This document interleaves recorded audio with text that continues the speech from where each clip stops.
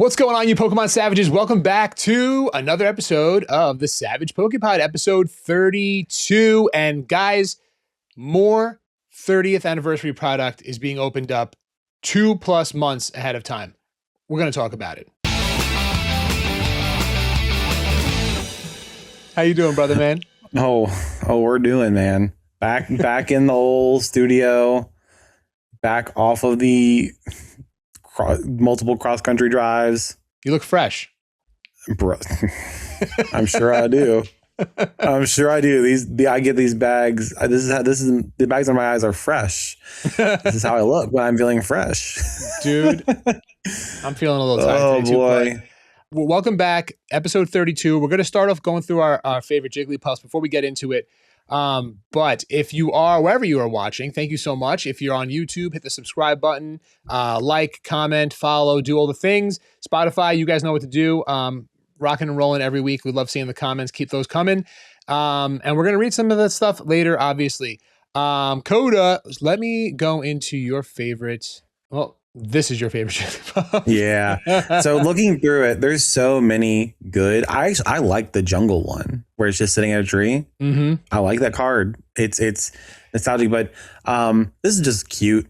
And like Jigglypuff has like a couple different styles of cards where it has like the more grumpy, more like troll mode of Jigglypuff. But this is just Jigglypuff.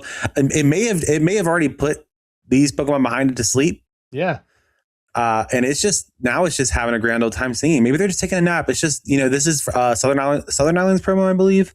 And Southern Islands. Yeah. Yeah. So it's, they're just chilling on an island. They're on island time. It's a great life. This is Jigglypuff in their final form of just being able to completely relax and everyone's, so spaced out or maybe high. Can't quite tell. Weaving Bell always kind of looks a little bit high. So, no, this is just a cute card. Very cute colors. Nice. I like the kind of more of like a watercolor look to it. Yeah, Jigglypuff definitely has a lot of cute cards. I wanted to start it off with Jigglypuff. All right, guys, wake up. I didn't want to put you to sleep. Wow, the musical performances are coming alive on these podcasts. We talked about T-Pain. Was that last week or 2 weeks ago? Got the Jigglypuff tune going on.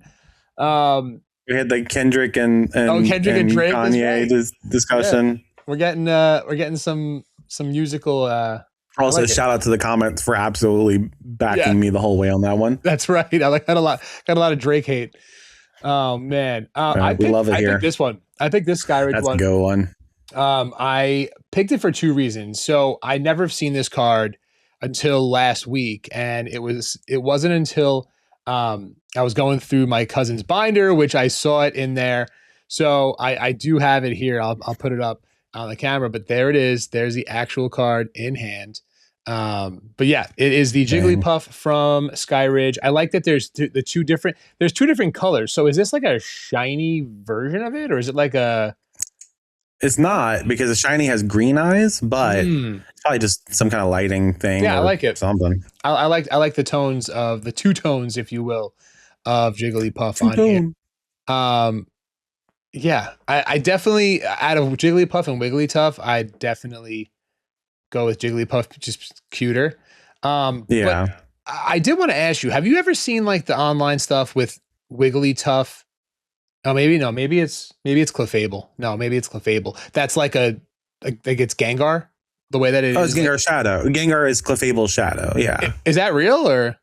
I mean, or is that like it's been a real theory for a long, long time. It's obviously not official. I don't think it's ever been like teased in a Pokédex entry or anything, but I like that. I like the idea. I mean, some people really do seem juxtaposed. Yeah, like exactly how the spikes look. Yeah, it's pretty interesting. Yeah. But yeah, those are our little favorite Jigglypuffs. I definitely did. And then what's the baby one? Igglybuff? Igglybuff. We don't talk about Igglybuff. All the babies from Gen 2 can get punted to the moon. Yeah. They're all gone. Even Pichu? And isn't Togepi one of them? Togepi you can't. Here's the problem. Well, no, Togepi, because Togepi was always like the first stage though. It was Togepi and then Togetic, and then Togekiss came in Gen 4. Right.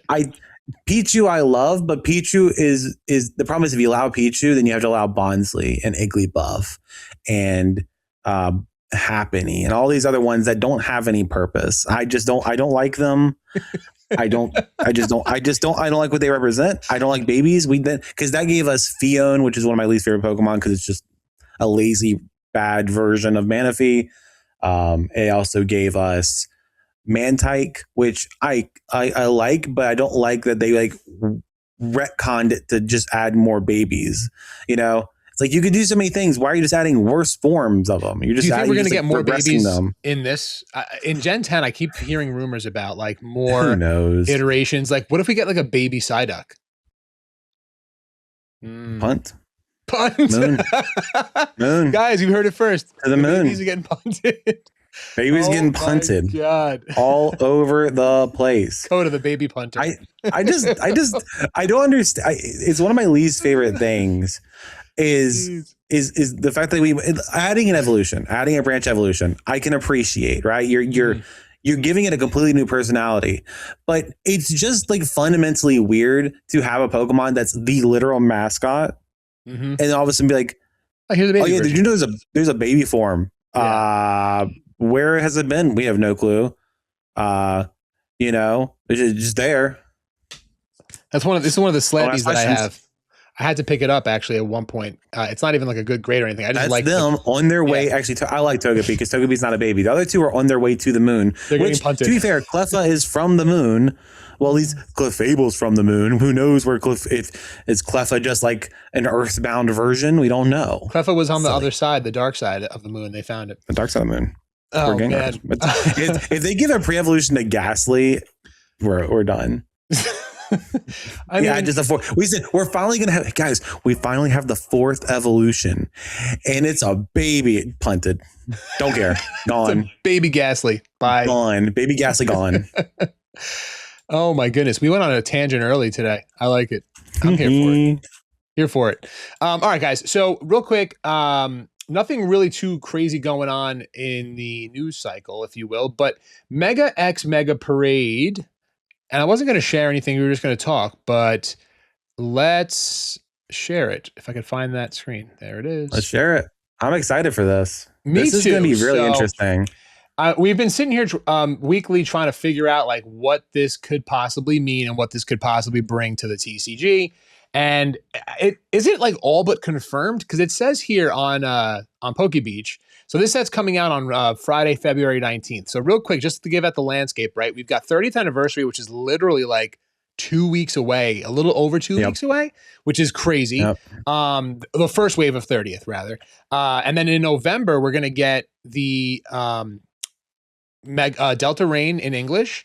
On November 6th, same day, we're going to get the UPCs, which we'll talk a little bit about in a bit. And then 2 weeks later, it looks like we're getting this Japanese set, which is not a it is the high class set going into the end of the year. So, well, no. So we'll get Aura Seeker. I'm sorry. We're getting Aura Seeker. I'm sorry. Thank you so much. Which is, I think they spoke about down here. That date is November 13th. 27th. Nope. Can't read. Yep. I can't read. But then this one's coming out in February. So we got to talk about the timelines a little bit as well. But Mega X Mega Parade. Now, what do we think about it? This says here, the set will feature Mega Raichu X and Y, which we've been wondering when we were going to see that. Yeah. Yeah. So, and then it says it's possible the set name is referring to the pair. So I don't know if they know for sure that it's going to feature these two, but I guess we still don't know what's going to happen with how this name ties into it. Yeah. It'll be interesting to see if they do like, because we have the Lucario Z set with Aura Seeker. So my first thought was, the theme of this is like juxtaposing the different Mega Evolutions. So you have Mega Mewtwo X and Y, you have Mega Absol normal in Z. I don't really know. There's not like an X, but it's just whatever in Z. You have what else? Lucario, but that's going to have its own set, so it's probably not going to be in there. There's probably others off the top of my head. I can't think of them. Oh, like Mega Blasters, you mean? Well, no, because I was thinking of megas that have two of not them, 11. but Yeah. I don't think that works. So it's gonna be interesting because, you know, every set has some kind of very specific gimmick and theme. We had Shiny Star V, which was obviously the Shiny Fates or Paldean Fates set. So Shiny set. We had Prismatic, which was the Evolution set. And then we had Mega Brave, or not Mega Brave. What's it called? Yeah. Well, Black Bull, White Is it Mega Brave? Oh, we had Black Bull, White Flare, which was themed around the Gen specific Gen 5. And then we had, was it Mega Brave? Is that what I'm thinking Mega of? Brave and Mega Symphonia, that was Mega Base no. in English. So then it was a Mega Dream. Sorry. Mega Dream. Yeah. That's it. I'm very tired. Mega Dream, which was obviously the introduction of a lot of the different megas that were new or, you know, going back to some old megas. So what this could be, because I'm still not understanding the parade part. And I don't know, again, if that's a weird translation thing. I don't know if we looked up what parade kind of means in Japanese, that it would be different. But yeah, I am kind of hoping that it's, you know, the hope is still alive for this to be tag team-esque. Yeah, I mean, that's what I keep thinking. I really would love it to be. But like that move set that we looked at last week was with the SIRs from English on Pikachu. The Pikachu SIR had like Parade, was it Pika Pika Parade or something like that? Pika Pika Parade. Which was the move set. So like it's just weird, like why if they would throw that same word around. And it's like, I mean, Parade is kind of like a celebration, right? Yeah, I at least in English. Again. Yeah, right. So I don't know, man. If it's tag team related or just Mega versus Mega, like if they do like a, you know, Raichu X versus Raichu Y type artwork, I'm telling you, man, that's gonna hit so freaking hard. Yeah, and there's so many good megas that haven't been introduced, right? We have a lot of the new megas with the Mega Staraptor, Mega. I don't think I've ever seen any of those. Doesn't have one. Yeah, it's from the new game. So like obviously X and Y are from or Raichu X and Y are from the new game, Legend ZA, from the expansion of it. So we also know that there are other megas that were introduced that aren't in yet. Yep. So, and there's also, I mean, we haven't got a Mega Salamence. We haven't gotten a Mega Metagross. We haven't gotten a lot of the really, really popular megas from X and Y, from Mega Ruby Alpha Sapphire. So that's true. I kind of just hope that this is just like the parade is just all the different megas that haven't gotten any love getting love. But right? It's kind of crazy because that's going to come right. Like this is quick, right? Because this is a high class set, which is a specialty set, but it's coming like 2 months after another essential high class set in 30. So technically, I mean, because it's only not 5 cards, it's not considered a high class set. So it still stands to reason that it exists in this space, because what my guess is it was probably mapped out to be that slot, and maybe 30th was supposed to come out earlier in that kind of dead part of summer where it was a little bit slow between like Pitch Black and Chaos Rising and all that stuff. Yeah. And that's why I got pushed back from its normal. Because again, for those who may not be familiar, November and December, mainly November, I believe, is the prime specialty high class sets in Japanese, and we get them at the end of January. This time they're getting it in February, which means we're probably getting it at the end of April, maybe somewhere in May. Weird. It's very weird, the timeline shift. Yeah, and it kind of goes in with the fact that I think this is the whole mega era is not meant to be what it is. Yeah. If you look at like a lot of stuff, there's been more stuff that's come out about the video game, and it's made it clear that Winds and Waves was not meant to be pushed down until 2027. There were delays in it. The game that's going to be coming, Gen 11, coming after that, is still called Project 2030, which means they're still estimating that they'll be back on their 3-year cycle by then, once they get to Gen 11. So I think there's going to be a lot of things that we see that were probably not necessarily meant to be. Mega X, Mega Parade, who knows what's going to be, because it feels like this was the slot that was always meant to be the Mega Fates. Like Mega Fates was going to take that slot, that last high class set, before the end of the what was probably meant to be relatively shorter Mega era. Dude, obviously, we now know that Mega era is probably going for another year. We have another. Set, though? It would have fates though. It's always had fates. There's no way they wouldn't. If they, I'd be very surprised if they didn't put fates. Did it? No. It was Shiny Star V. Yeah, the shiny. What was the one before it? What was the Hidden Fates called? Shining Fates. I was gonna say V-Star Universe, but that was, I think, Crown Zenith. That's what I thought. Yeah. I mean, dude, it is interesting. It's so interesting, the timelines, guys. Like, again, like what we're saying. Shiny Star V was Shining Fates. Shiny Star V, and then V Star Well, what was Paldean Fates? My stupid brain. Guys, my brain does not work tonight. Paldean Fates was Shiny Treasure, so it's always got shiny and Fates. I couldn't. Shiny Treasure. Oh my goodness, my brain don't work anymore. Well, listen, there is some hope that this will still be some type of tag team. Honestly, I don't know if I would rather have it in just a one-off set, or if like English tag team. The last time we saw it was in what era? XY. It was it was Sun and Moon, so Gen 7. But it wasn't like so. But it was more than one main set, right? It wasn't like Cosmic Eclipse has it. Yeah, it was Cosmic Eclipse. The actual what is it called? What's the one that Alex Ketchum's trying to open? What is that Cosmic Eclipse? What's the one with lovebirds in it? Is that Cosmic? That's not Cosmic Eclipse. I think so. I think that's the one. What am I thinking? Don't know. My Lord. We're putting each other on the spot now. I know. I'm usually more on top of things than this. My brain is actually broken from all the work today. Those errors, I'm not even sure. But like again, I don't know if it's going to be like I don't know if I'd want it in just a one-off set or if I'd want it like in an era multiple. You know what I mean? I think they would definitely do an era because EX. I don't want them to do an era. Because they had a whole EX era for actually Team Up. Team Up is the one with the lovebirds. That's what I was thinking of. There it is. I don't want SIRs to go away.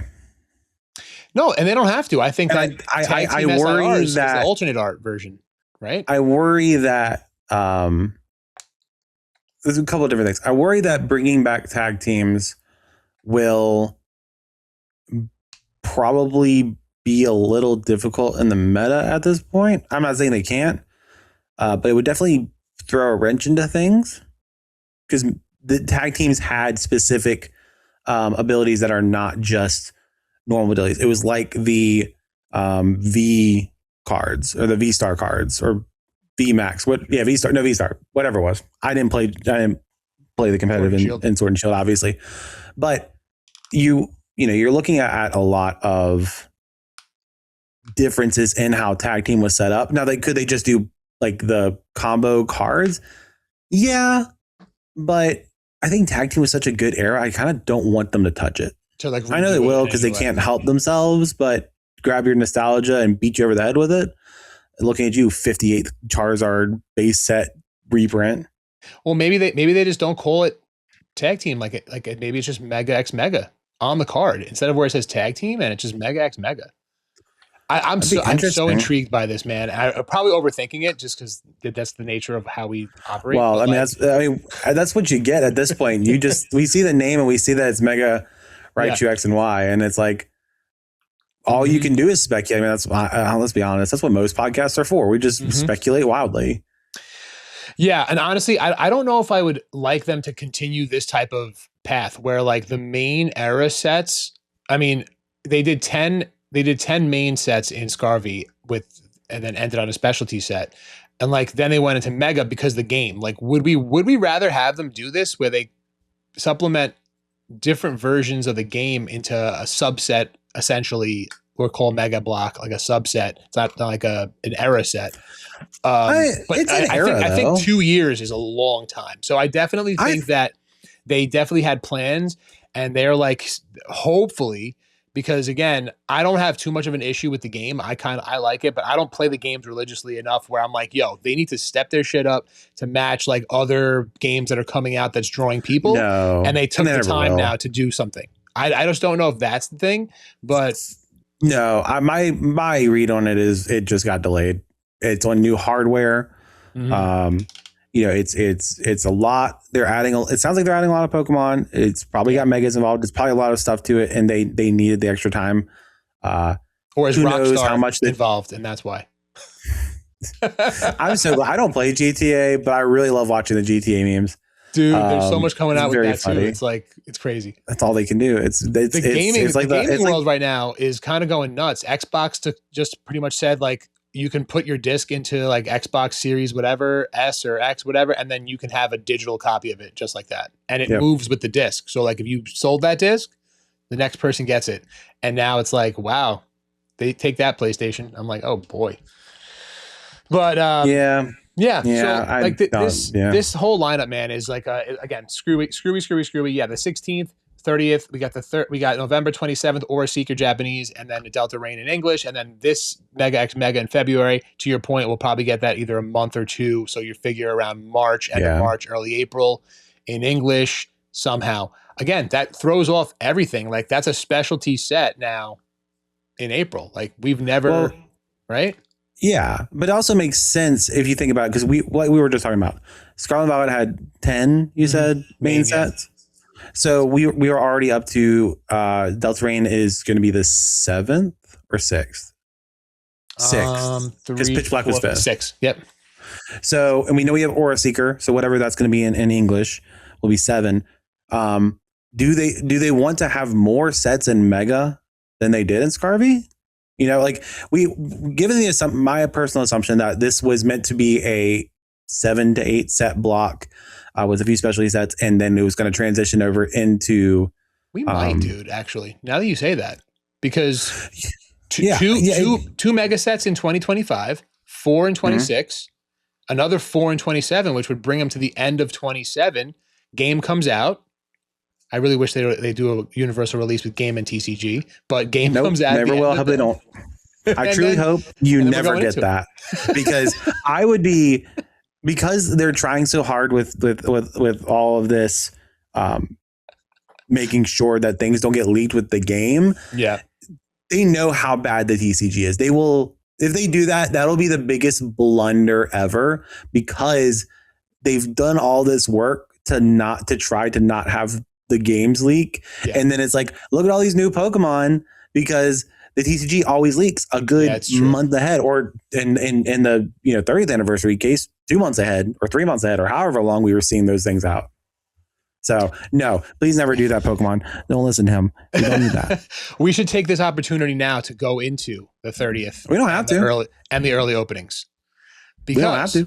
Because guys, I don't know if you've seen the videos of someone got their hands on UPCs.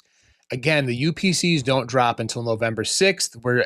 This is August 27th. We're filming this video. We're recording this pod right now. Again, let's not mention any names. Let's not mention any names. No, we won't. We're not going to say the names. You can find them. Yep. We're not going to show anything, but I just want to go on record to say this does not come from jealousy, not even an ounce. Like the person got the UPCs, however he got them into his possession, whether somebody walked into his shop or came across him, whatever it was, got the UPCs. He had both, ended up having both, but opened up the day one. Again, it looks beautiful. We're not going to show anything here. We don't want to spoil it for anyone. I'm a little upset at myself that I watched it. It is a beautiful looking product. We know the promos are awesome. We know, it's going to be beautiful. It's set up exactly like the Mega Charizard boxes, essentially inside is what it looks like. But opened it up, got tremendous amount of heat for it, but like mixed, like people still were for it, and people were against it.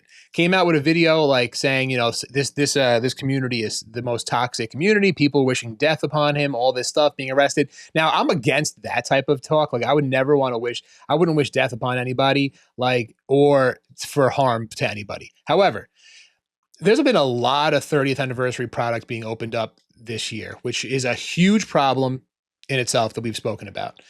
This guy comes across. Now, you're not only is your hand, not only are people's hands on the camera, your full body, your full ass face and body is in this footage, opening it. So you heard him, full ass, face, full and ass, body. body and face. Like my whole thing is like, dude, You should have seen the video. dude, you did it on purpose. Like you wanted the clout, and that's what it is. Like how far are we? And I look, we're influencers to a certain extent. We're a very small podcast in the grand scheme of things. But on TikTok, I'm here, like I'm out there, you know, I'm like a micro influencer, I guess you could say. It doesn't matter. Like the things, like these things are, again, and I always said like a week or two before is different. Like right now is like, but for specialty sets like this, no one gets stuff early because the only reason why things hit a week or two before, remember, is the stores do tournament play. So they get the stuff a week or two before. So that's why I'm like less crazy about that part. The specialty sets is what's different. And this is it. Just 2 months is just a lot. Now, again, I'm sounding like I'm ranty again, but I just think that overall this whole thing, man. And then he was trying to play the victim like these people. And I'm like, I get it, dude. I would not want to feel like these people are coming at me. Like you have a family. I get it. We all have families, but like at the same time, like then don't go on camera ripping essentially stolen product. Like we've been people, if you're in the community, you know, people have been calling it stolen product for 2 months because it is. That's what it is. So we need to talk about this and we got to talk about eBay actually stepping in to finally do something. But what do you think about this whole thing, Kota? I'm glad I'm not the one ranting this time. It was very fun to be on the other side of it. I have a couple different thoughts. And one being, if you post things on social media, especially in a way that was so clear to everyone, meant to be clout chasing, just trying to get clicks, trying to get people to watch, not a bad thing if you're trying to be an influencer, you do your thing, that's fine. You know, you got to do what you got to do. You get clicks, you get people watching, get people talking, engagement's good. You know, a negative comment still boosts the algorithm to send it out to other people. Yep. So it comes to territory. Always comes to territory. People will hate you for it. For good reasons, for bad reasons, for silly reasons, and for, reasons that are completely validated. They'll roast you for it. They'll hate you for it. They will get pissed off at you for it. And that's just in general. This specific video, and again, I don't use social media, so I didn't see this until today when Sav sent it to me, and my immediate response was another day counting myself lucky to no longer be on social media. I've made my stance on social media very clear, especially mainly the long-term versions of being on it chronically. This person, I really do believe that they were doing it in a way to get this kind of response. With saying things like, "Oh, I'm not even that big of a Pokemon fan, and you guys hate me for this," blah blah blah, blah, as he's opening it and really like cheesing it up a bit. Mm-hmm. I very much personally felt that this was a very deliberate attempt at getting the response that he got. Maybe he didn't want to quite catch the heat that he ended up getting, and got a little whatever, or his plan the entire time was to play the victim. I don't know. I can only tell you my opinion, which was, I think this was, he wanted this kind of attention. It just maybe went a little further than he thought it would. So I will say that didn't really care too much because he opened up the night one today, I think. I don't know if the other video got taken down, but I don't know. But it's very clearly like, it's someone that's clout chasing. That's someone that's trying to get attention. No problem with that specifically if you're someone that wants that kind of attention, but just know that when you try to do something, when you do something that is so obviously a faux pas in the community, don't get mad when the community doesn't like it. Whenever I see someone that's like, I'm done with Pokemon, I'm done with collecting because of these people. Okay. Like, I'm sorry that you feel that way, but don't know what you think lashing out on social media is going to do about it. It doesn't help anything. Oh, all these people are so toxic. Why are you engaging with them then? If it's so if a situation is so toxic, why are you involved in it? It's, again, my personal stance was social media to me is, it's got good. There's a lot of good to it. But there's so much bad that I felt it was too toxic of a thing to be involved in. So I've completely disconnected from it. So again, I do not want to validate anything he said. He's super scummy in how he did it. He's honestly, I think he's trolling people. I think this is a bit. I think this is just clout chasing. I think it's to rile people up because nothing gets more engagement than when people are pissed off at someone. Us making a podcast and agreeing, not going to be as engaging as if we were just constantly pissed at each other and we could throw up bits, throw up, shorts and TikTok or whatever. And I come in and say, you know what? Vintage is the only way to collect, and anyone collecting modern is an absolute idiot. And you can come in and be like, no, like modern is where it's at. Look at all this art. Look at all this stuff. This stuff is trash from vintage. Like this stuff. So we could get so many more clicks. We could get people engaged because people would love to comment on it and say who's stupid and why they're stupid. That's not what we do because we don't want to. Let's do it right now. It's you just clip that. Yeah. But yeah, anyway, not to validate anything he said, 99.9% of the stuff he said was absolute stupid, just nonsense. Don't want to listen to it. Don't care. Obviously, just clout chasing. But that 0.1% is valid, and I think we saw the worst of both sides in this. He's the worst of the side that's like, who cares, man? I'm just do whatever I want. And then the other side, the worst side of it, and these are small minorities, but they're just vocal, like a lot of things. The other side of just like, die, you idiot, go to jail. Right. Which, and of course, if it's stolen product and your jurisdiction says that is a definition of stolen product and you knew about it, yes, you technically should be going to jail, but not for me to say. In the end, like, it's the worst of both sides. And then the people in the middle are just kind of like, didn't watch the video, honestly. Just didn't see the video, hopefully. So that's my rant. Like, it's my turn to rant this time. Back on, baby. It's what it is, man. It's just like, and I said this a few weeks ago, like Pokemon needs to step in and do something. I don't know if they took the video down, but eBay has definitely been doing something. And I think Nintendo actually is working with them. Like, I pulled this up. I'm going to look at this real quick. So this was like a couple of days ago. They started removing like in-hand listings of 30th anniversary products. So those things, not only were the packs going for crazy, and they're still being sold everywhere for pretty crazy prices, which, guys, I hope you guys aren't part of this. Like, it's hundreds of dollars for a pack of 5 cards that could contain just the Pikachu holo as a hit, if you want to count it that, right? Which is insane. But they said, cards and merchandise under its stolen property policy after receiving communications from the Pokemon Company, so it is, regarding the unauthorized distribution of Pokemon TCG products. Sellers who listed the items early have received the following message from eBay, and this is a quote: "The sale of stolen property is not allowed on eBay. eBay has received communication from the Pokemon Company International indicating that 30th anniversary Pokemon trading cards are not distributed or made available for public sale through authorized channels as of today." So essentially, this is well before the street date.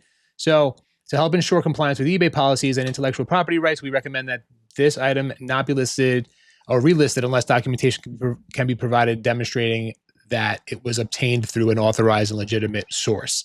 So that is like the type of move that I wish Whatnot and TikTok and all these other streaming platforms. And you know what? I don't know if there's a lot of streams going on at all times. But you know what? They have AI that's, when I say the word like hop into the Discord, they think I'm sending people to another platform to pay for product, and I get restricted. But they can't catch someone selling 30th product. Like, so I get it. Like, they're being picky with what they do. Clearly, the 30th anniversary ripping everywhere is bringing people to whatever platform it's on. They're benefiting from it. That's why they're keeping it. I do truly hope that Pokemon does something, and who knows. That's probably Pokemon's plan as to why they picked up this distribution company, right? Like, they're going to be in charge of distribution. I don't know if that helps, if it's the same employees backdooring stuff, who knows? But yeah, and this kind of side tangent, not even side tangent, but this one, no notes on this. I'm glad they did. This is honestly the first legitimate thing I've seen that's an actual step towards anything, which I do think is a good step. And I think that I'd be surprised if we don't see them go after Whatnot.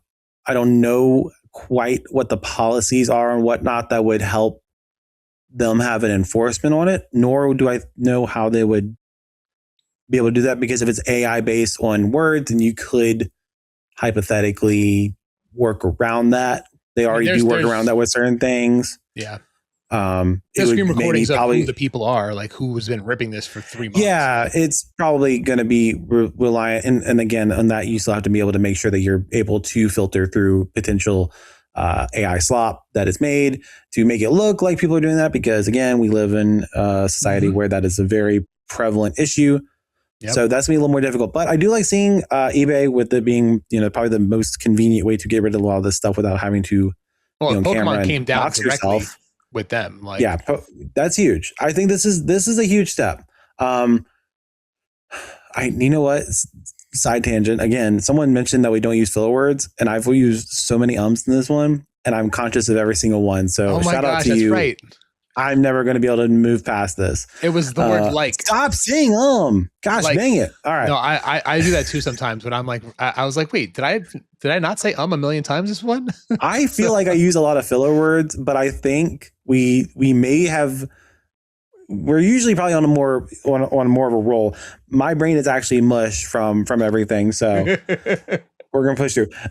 The side tangent though is it makes me really feel that this new print facility that we've been talking about for literally a year and a half now is going to not be an expansion on their current capabilities to the degree people think. I think it's gonna be a consolidation still. And this is just hypothetical. This is just me going through some thoughts. Would it not make sense for Pokemon to move more of their print capabilities to a central location where they can institute specific, very strict rules and codes and controls, surveillance and everything they need to make sure stuff like this doesn't keep happening? It's been happening since at least the Umbreon, because I know the Moonbreon was a huge one that got stolen. And Fusion Strike, I think, was the last big one. They took like all the Gengar VMAXs. There's like a picture of a table somewhere. And of course, we saw the Greninjas that were in South Carolina after that. So I kind of believe that they're going to be looking to consolidate things into a specific facility where they can better monitor it. Yeah, that's where I think this is going to go. I think we'll see that kick in, that get booted up, that be online, and we'll see other ones slowly decline and then maybe be printing other things. Because again, this is a company that doesn't just print Pokemon. This may be the Pokemon facility. And then you'll see other ones become the whatever other TCGs that they print. Yep. And move more in that direction, because it makes a lot more sense for me, from my perspective, that they would want to crack down on the source of it, which is not distribution as much or necessarily, it's the print facilities themselves. That's like the, patient zero of this. I mean, it just makes sense from a logistics perspective to bring things all under one roof, in theory. I mean, you look at companies like Apple, they have that big Cupertino campus. They moved everybody to one thing, probably to, honestly, how do you keep things a secret in this society? And you're talking about like a $4 trillion company trying to keep a secret of a new device or devices coming out. Like, you know what I mean? And the more spread out you are, right, and the more like messages you have to send over, it's. Have you ever seen New Girl, the show? I haven't. Okay, so it's one of my wife's favorite shows. And one of the bits in it is one of the main characters, one of the main couples moves into a new house, and they go through like, all right, both doors are locked, both points of entry. And then someone comes in through the window. One of their friends like pops in through the window. It's like 3 points of entry. And then they count all the windows, like 38 points of entry. And it's kind of the same concept where, Pokemon companies like new print facility, locked down, no, 2 points of entry, settled. And then it's like this one up in Washington just got stolen from. This one in Georgia got stolen from. Yep. 38 points of entry. We need less points of entry. And that's, logically, that's just kind of where my brain goes. Is you just want less opportunities, less places where it can be stolen from. So when you spread yourself out that thin, it's gonna be a little more difficult. Yep. Yeah. I mean, that's a good point. I mean, I wonder how this whole thing, this pull print facility even plays into like the reprints that are happening now and what that means for the future. Who knows if it's new? Yeah. I mean, honestly, speaking of reprints, have you seen Destined Rivals? Destined. I have not. Hold on. I have not been keeping. I have not seen any of the pricing. Dude, I just. If that's what you're talking about. No. So real quick, booster box. And guys, let me know. Have you guys let us know? Have you guys picked up any Destined rivals during this downturn? I mean, we need to give them an emote. Oh yeah. What's a good emote? Have we used Rocket yet? Just straight up Rocket ship? I feel like we have. We might have, but we could do it again. Let's just use Rocket. Let's use Rocket. Also, I don't think we mentioned earlier. Go back to episode 29. 29? That's right. Episode 29. Episode 29. That's where we have a giveaway for a Partner Collection 3. Yes, first partner series 3. Yep. First partner series 3. That's what it's called. Yes, we're giving that away. There. Go listen to episode 29. See how you got to enter. Yeah. Dude, 400. This is 400 shipped. This is crazy. Look at this. It's a 30% drop in a month. Let's say 25%. I mean, it was over 600, right? So in 3 months since June, it was at 650. Yeah. Since June, it was probably in May. Yep. So it's down. Sick. That's like 30+% from the 600 to the 400 right now. That's a pretty big correction, guys. Another big thing is to look at the buying volume. The buying volume is definitely going up, but it's not outpacing the drop in price, which is, I mean, that's a huge indicator in my opinion. Obviously, you could try to look at what the first one available is on here, but you have to go through all the Chinese and Korean versions. Yep. Looks like 400 shipped. Yeah, 400 shipped is the lowest you're going to see. So that's craziness. It's I mean, let's be honest. This makes total sense. This is where this is. It's still sense. High for a current box that is still being printed and it just had a massive reprint. It is 400 still. It is S tier. Yeah, it's A tier, but it's still a very, it's still a high price box for something that's only a year old. Dude, look at this. The ETBs are even worse. I don't even know how the ETBs are over $200. Look how many ETBs are getting bought up, though. That's wild. That buying volume, as soon as it starts coming down, just spiking. Here's the thing. 300. We'll see what the floor is. Where's the floor? Look, the floor. So we saw what happened with Prismatic. Dude, it's actually been kind of crazy that we just shifted to this randomly. But Rudy had a video recently he said that Pokemon peaked 3 months ago. Quotes. I was like, whoa. I mean, currently. And now he's also buying all these. See, like, here's the problem, right? He's out here saying, about investing all this stuff. Then he's saying, on the other hand, he's like, I'm buying ETBs. If you have 10,000, 20,000, I'm buying them at like 85 or 90 a piece.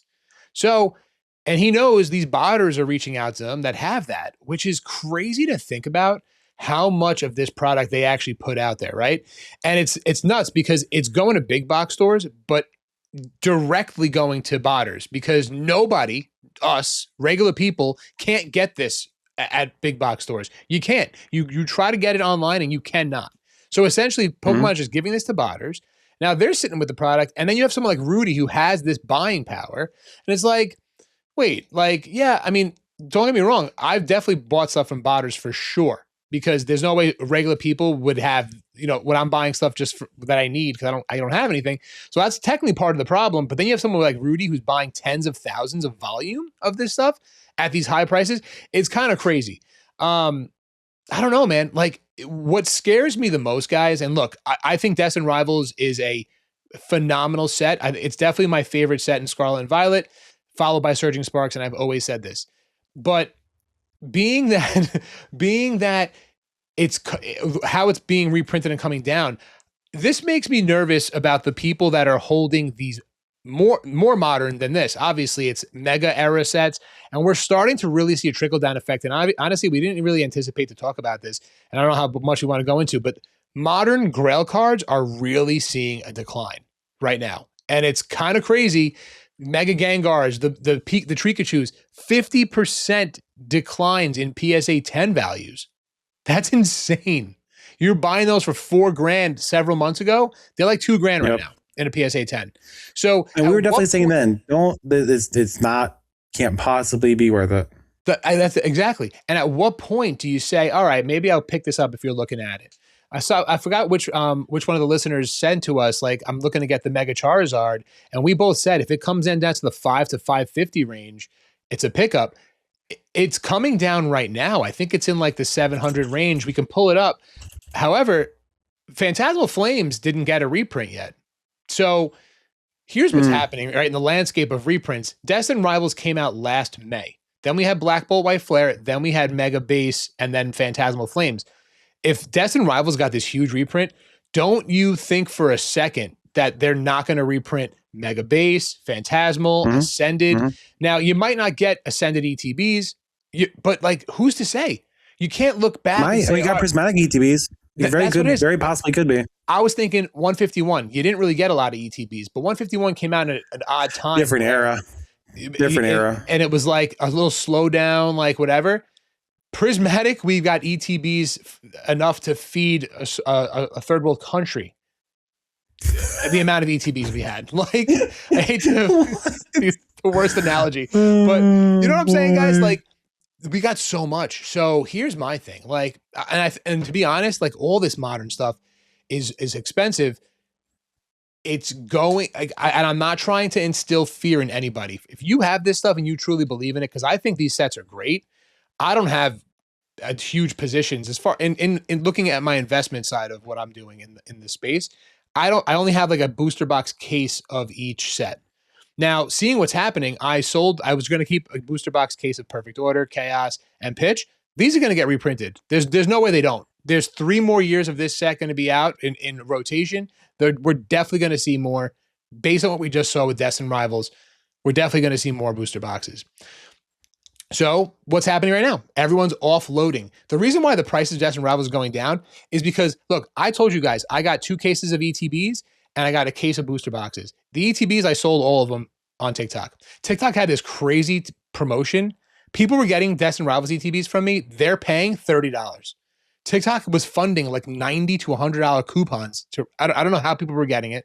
Regardless, that's why the price is being driven down right now, because everyone, bigger box stores and bigger card stores got a ton of it. If I got that much, and I'm a small little streamer, you can imagine what the TCG shops got, right? So now they gotta put this out there because 30th is coming. They need to pay this new invoice that's coming.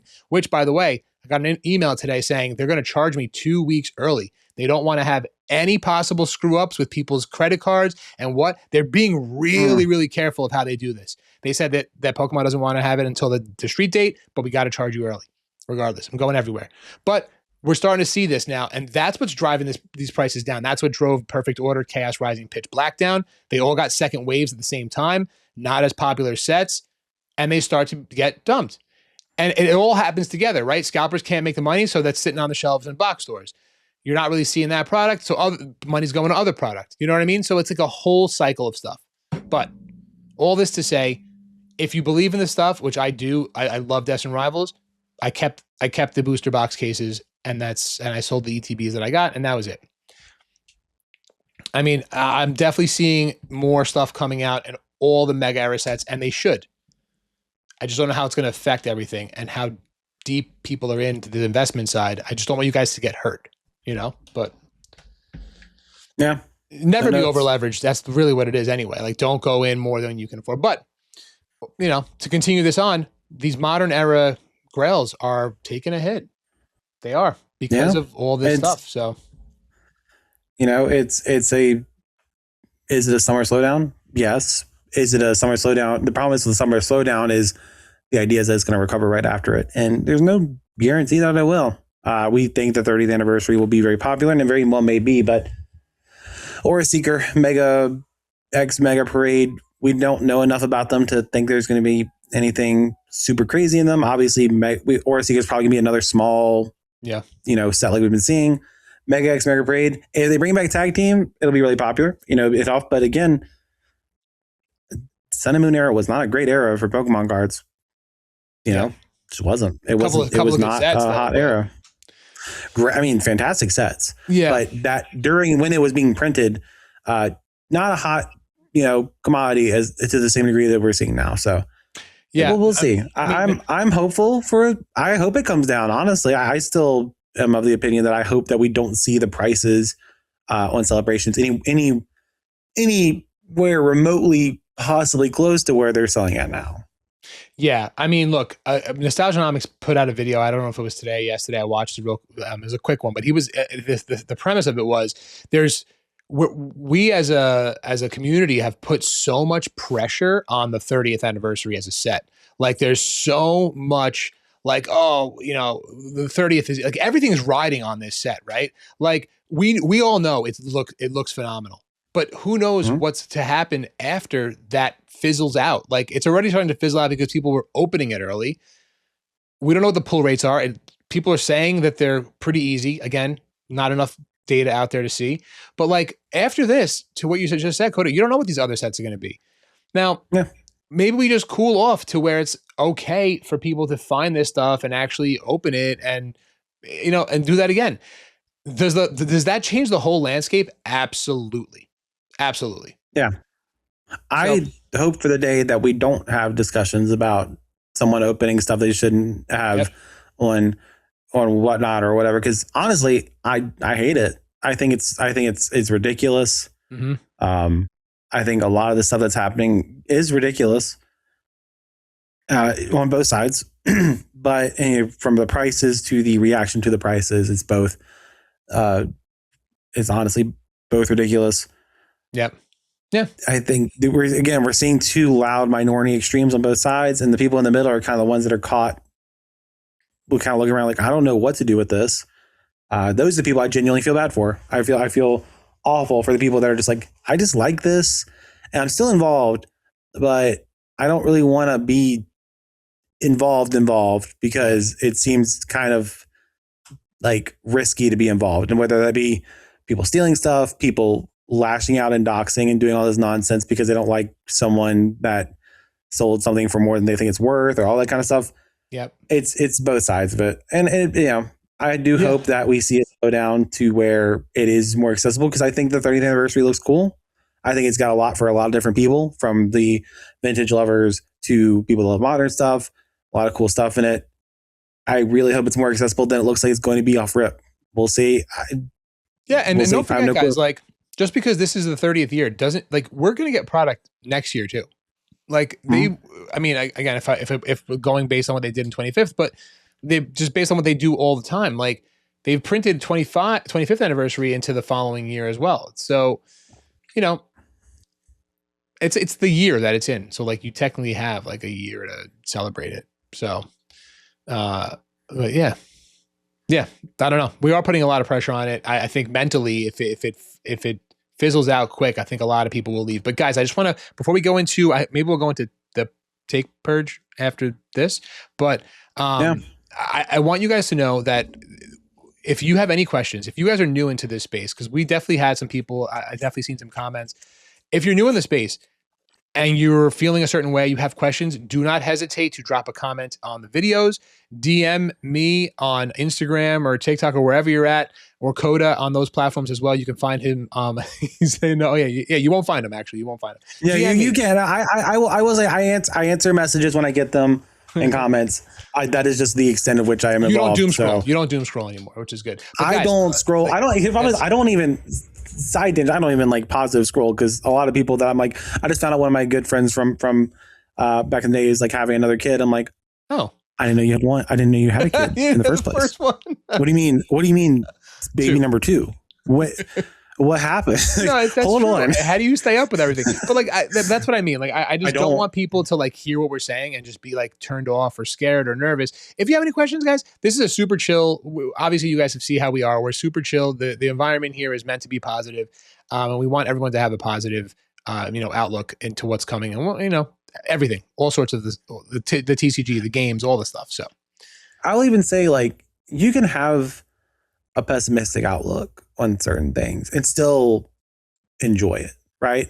In the same way, it's kind of like you can engage in something that you're worried about or you have issues with, right? I won't bring up certain things that I engage in that I don't like, because I've talked about them before and people didn't like that. But they're saying engaging in something is not condoning what's happening. Sometimes you engage in something because you're part of it you can't do anything about that larger portion, but you can enjoy what like your little spot. Like you might just be like, I really like Pokemon Go again. Pokemon Go is fun again. There's something you can find in there that you can block out the noise and just enjoy for the sake of enjoying. And this podcast, again, I am not someone that likes to talk about a lot of the drama stuff. Sadly, kind of the big news recently has been a lot of drama stuff. I can't wait for the day when it's just fun stuff that Pokemon's doing. But there is something you can, like we've been saying a lot. There's something you do in the hobby. There's something you do in Pokemon that you can enjoy that is accessible. Just got to figure out what it is. Play around some things. I'll tell you what it is. It's by Japanese. It's always by Japanese. I don't know. Is Japanese still as ridiculously high as it was before? Yeah. So buy Japanese singles. Singles. That's it. That's where it's at. Oh, all right. Well, that is the main part of the pod today. We're going to go right into Purge. Let's see. Bam. And now Kota. Cue it up. Okay, so I did not make it. I'm a bad listener, and I had a lot of driving that I was doing. I had to concentrate, so I couldn't listen because I kept getting distracted by your beautiful voice. I heard you did a version of the intro of the Take Purge, and I did not make it to that portion of the podcast. I kind of want you to do it since I'm presenting for first. I did. I was going to ask you, but I didn't want to put you on the spot. If you actually, I want you to do it this time. It was terrible. I was like by myself. I'm like, oh, Kota. So in a world where there are no rules, we're entering a space where your thoughts, your fears, everything that you think you might know, you might not. But we're entering that space where you can say what you think and think what you say. It's like the telephone version where it's like been passed out by a couple and it's like you got some of the points, but then it's just like, what do I say in between this? Welcome to episode 32's part of the Pokemon Take Purge. And Kota has a take for us today. I want to emphasize on this, that this is a world where there are no rules and I don't have to be held accountable for this. And once I come out of this, I can fully disagree with this and still be valid. The RGB Mew is real. And the reason that it's real, Exhibit A, which I don't have up because I didn't say anything to you. Yoshiroden, I think that's how you say the name. It may be said differently in Japanese. I'm butchering it, probably. But they are a relatively popular, seemingly, from my limited research, artist in Japan that has a bunch of different exhibits. He is much more famous for his work outside of Pokemon, obviously, than inside of Pokemon. He's done a lot of different things. So that is Exhibit 1. He is someone that is already very popular in Japan, or at least reasonably popular, according to a couple of things that I saw about him. 2, half-baked, remember, this is Take Purge.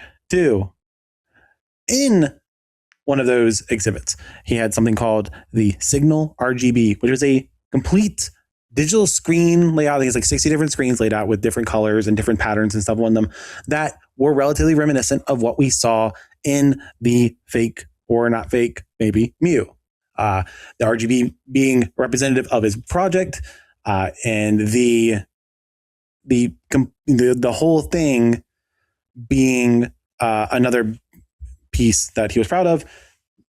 And point 3, Pokemon is very excited about having someone from outside that is a relatively popular artist coming in and doing some work. Obviously, he did the futuristic rares, which suck. They still suck in this universe too, don't worry.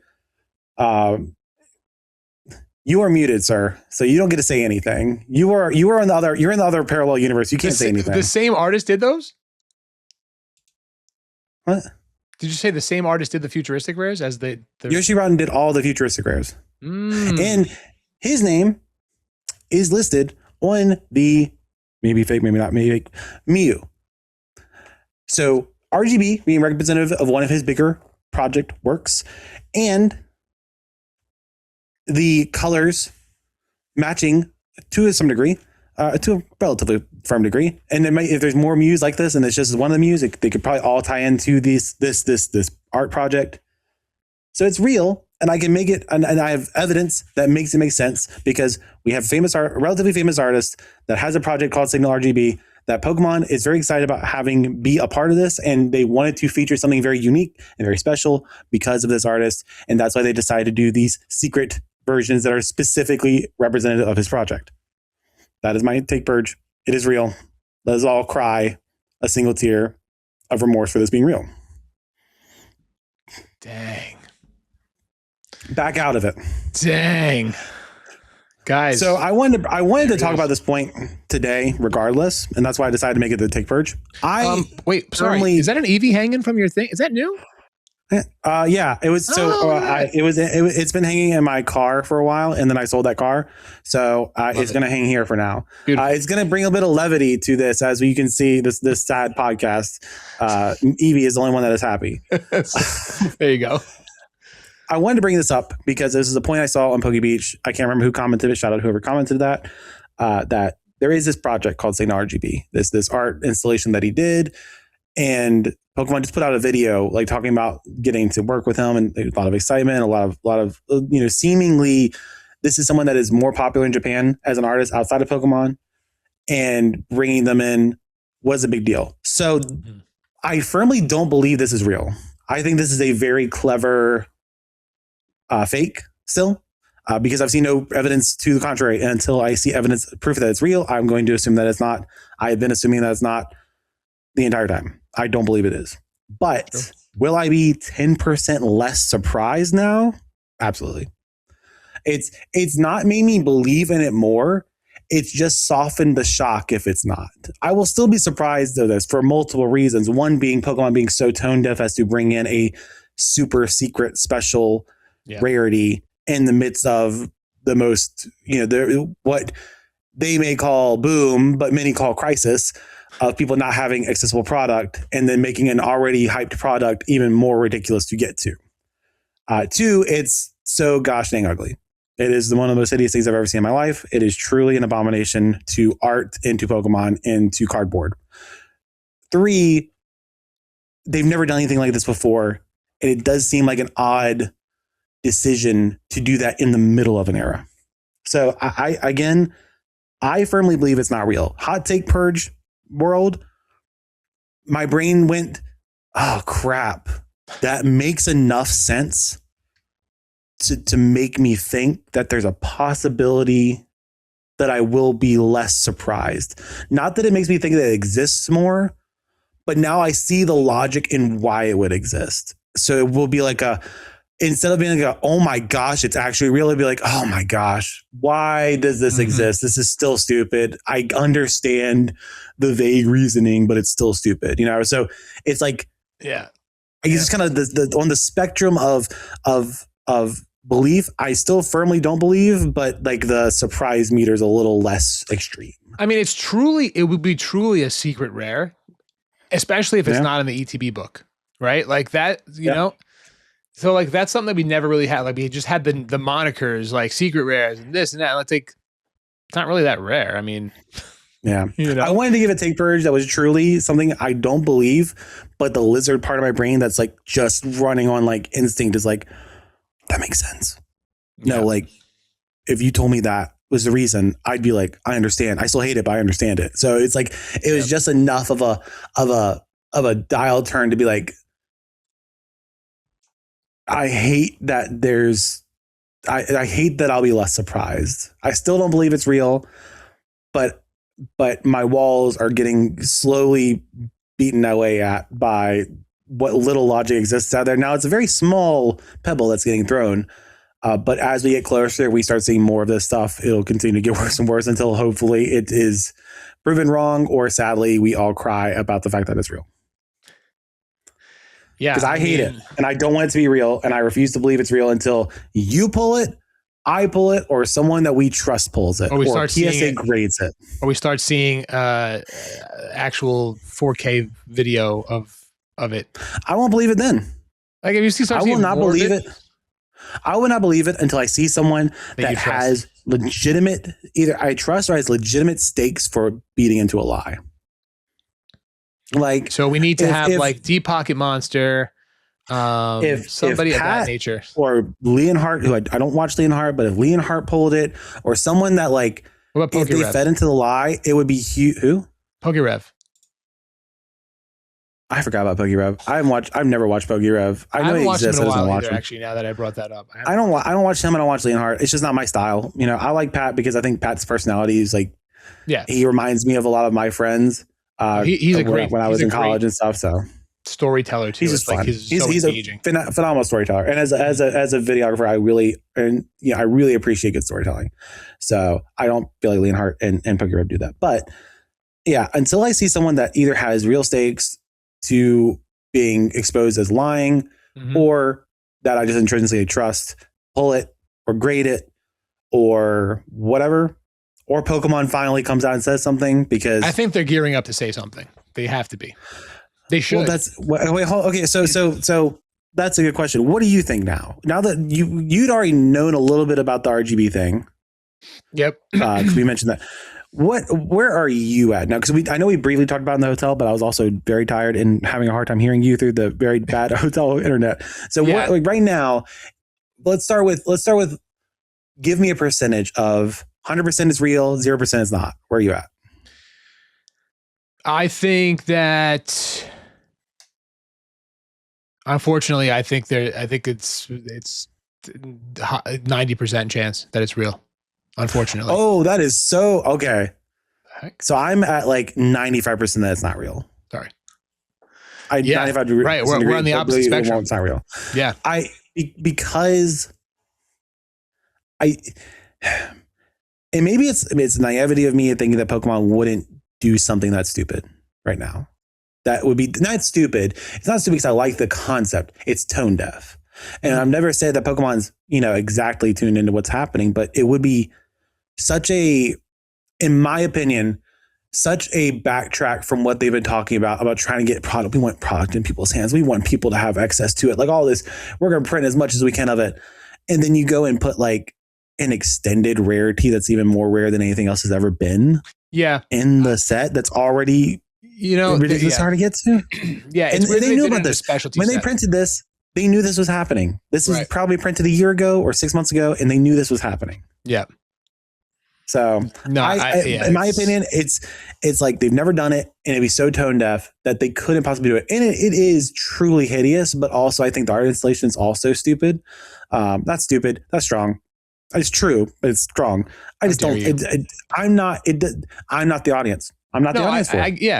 I get that, but there's like this would have been good in like Winds and Waves 01, like not in like or whatever the first specialty set is. Well, this is a specialty set in its own right. It's just interesting that they chose I'm saying like a popular set like this. Winds and Waves. Oh, gotcha. Doing a special, that first specialty set of Winds and Waves being like, now we're gonna start doing it. Well, because like they're not stupid. Like they're seeing what other TCGs are doing to actually gain ground on their encroaching into the popularity of TCGs, and it's serialized. It's all this stuff, and it's not just TCG. It's sports. All this stuff is being driven by these rare, ultra rare things. This card is awful. Now, if they had the Mew that's in 30th is by far is artwork wise way better. If that was it, even you know what I'm saying? Like even if they were trying to play onto the fact that like Mew was never supposed to be in the games, in the original games, and I think that was the homage that they're trying to pay here is like that was added at last minute. I think the story behind Mew being in the first red, blue, and green games, or red and blue games, was that there was no space on the disc, and then somehow there was space left, and they added the Mew in there, and then it was like this whole secret thing to get it. Like, like the artwork selection, I've been saying since the beginning, is not anything like this. Like, you know what I mean? Like I said it originally, it looks like something from like a different TCG, which is why I thought it was fake to begin with, like, originally. But now I don't know. There's just so much being brought to light with it. So 2 points. One, I guess that would make sense, but in the RGB part is just, again, we're bringing in the artist that's actually doing it. And red, green, blue being the red and blue and red and green in Japanese were their first games, yada yada. Yep. But so what specifically that has come out since then? So we saw the pack resealed, not resealed, who knows, just pack ripped on the stream, and there's been a couple other rumors about other ones out there. What specifically has made you go that far into believing it versus where we were before, where you were more on my end of it's not real? I mean, and again, I don't want to say the fact of that because it could easily be faked, but the fact that the 3 colors have been found, and I saw this yellow version of it. Who knows if that's even like you know what I mean? Like, that wouldn't even fit the narrative of the RGB part of it. However, the yellow would make sense because of the yellow game that came out. That was just, I don't know if it was a copy of the other ones. I think I had the yellow game. It was the Pikachu on the cover, but that was the first game still, right? So I don't know. And then, there's still, obviously it's the internet. There's full of theories and all this stuff. Like we said it looked like a negative, like the first time we saw it, it looked like a negative image. But there's theories now that if you take, you obviously can't put the cards on top of each other, but if you just take the actual artwork and put them on top of each other, it will make a full color image, which is very interesting. And the only way you could do that is digitally, right? You can only just take the red, you couldn't do that with a card, obviously. Yeah, this is where Nintendo's going to come out and say that you don't actually own the card. You just own the likeness of the card. And at any point, they can take the card from you. Right. Exactly. So you just only get the digital card. Like, this card's actually worthless. I think that a lot of my decision to say 90% is probably hearsay, at this point. Again, we don't know anything for sure, but it's just building up for me, at least, to be like, yeah, I think this might be real, and we're not just saying that to agree with every other podcaster, apparently, but no, we're all in on it, man. So I guess for me, I look at it and say, one, it's really easy to fake cards these days, especially when you can't get up in person with it and see the texture, feel the texture. Mm-hmm. So all the other ones that it kind of came out, so it could have been, and it's just as realistic, in my opinion, because if we're going to pretend like this is like some kind of super, super insane rare, and this many have been pulled and they're together, I'm gonna have a hard time believing that. So it could be that the one was faked originally by the person that had all the product and had all the eyes on him already, or her already. I don't actually know who it was. Mm-hmm. And then the other ones were then made to represent, oh yeah, well, it's RGB, so there's going to be the other version, so we'll just throw this into, whatever. It may be AI, may not be, I don't know. And thrown together, because it's very easy to make cards that on video look like texture and like this. It's not a difficult thing to do. And if someone had any inkling on the RGB installation, or just the fact that red, green, and blue were the first games, it wouldn't be hard to throw some kind of concept together. So for me, Pokemon's never done this. Pokemon's allegedly pretending to be more aware of everything, and it seems like a very tone deaf time to put something this valuable and rare into a set. Mm-hmm. And they're so bad, and they're not in the booklet that we've seen. And if they were in the booklet, it would have been exposed by now, because someone would have the booklet and they would want to put it out there that there is a rarity we've never even seen. Yep. So for me, the Occam's razor of this is the what? Because we know good cards can be faked easily, and all the other evidence, it just feels like it makes so much more sense for it to not be real. That's why I end up landing on it. It's just, it's purely can't logic based. Yeah. And the fact that fakes are all over the place, and they're becoming more and more prevalent and more easy to make. And this doesn't look like something that would have been hard to make, because it's just like, well, if we just threw Mew but blue. It's so shitty. It's just so shitty to be the first of its kind. Do you know what I'm saying? That's my whole thing. It's so bad. And and honestly, being horrible isn't even the reason I don't want it to be real. I just don't want it to be real because it represents a complete, utter tone deafness from Pokemon. At the point in the TCG life cycle, they don't need anything else to bring people to chase cards at this point, right? Like if it ever got to the point where it was bad, pull the lever, do it. Yep. But it's not now. You know, we're almost 2 years into this boom. Anniversary, but we're almost 2 years into this boom. We're almost 2 years into this. You're not going to tell me they didn't know. At least enough to know, like, man, we really shouldn't put this in there. Yep. So if it is in there, then I will have choice words, more choice words than I've already been used for Pokemon about it, because I think it's a horrible, horrible idea to do right now, and I think it's a horrible card at a horrible time in a horrible market for the people they say they care about. Which again, I've always said, Pokemon doesn't care about you. Pokemon doesn't care about me. They only care about the almighty dollar or whatever other currency from all the other places they sell stuff. Yeah. Anyway, unfortunately, that's what it is. It is what it is. How it be. All right. So we want to go into comments. What's the short podcast he said? You want to go into a shorter episode? He said Babylon. He did. Nah. Come on. What's a short episode? What are you talking about? Real quick, before we go into comments, shout out to everybody again. Listen, you guys are amazing. You guys know how we feel about you guys. Kota, I went live. I've been testing, and just so for everyone to know, because I was bringing it up during my TikTok live, I've been testing the multicast streaming because I want to make sure everything's working. On Saturday, I went live middle of the day, and I've been doing the dual cast to YouTube, and I can do YouTube in landscape and portrait at the same time and TikTok. Nice. So I was pulling 3 streams. Now on my end, I got to figure out how to make it come to the screen itself, but on my end, it actually aggregates both streams comments on YouTube into one chat that I can see, which is great. Two nights ago, I went live Tuesday night. I added Instagram to it. So now it was 2 streams on YouTube and 1 Instagram. And it was awesome. And it actually brought the Instagram comments into the same feed for comments for me as well, which was amazing. Side note, Instagram, you can only stream for 4 hours because clearly I blew way past that. And they were like, you've exceeded the hours of a live stream. I'm like, what the hell? Instagram, what's wrong with you? I did not know that. Who would? But a huge milestone, guys, on Saturday, while I had, Ty was in on the TikTok live, by the way, Ty, friend of the pod.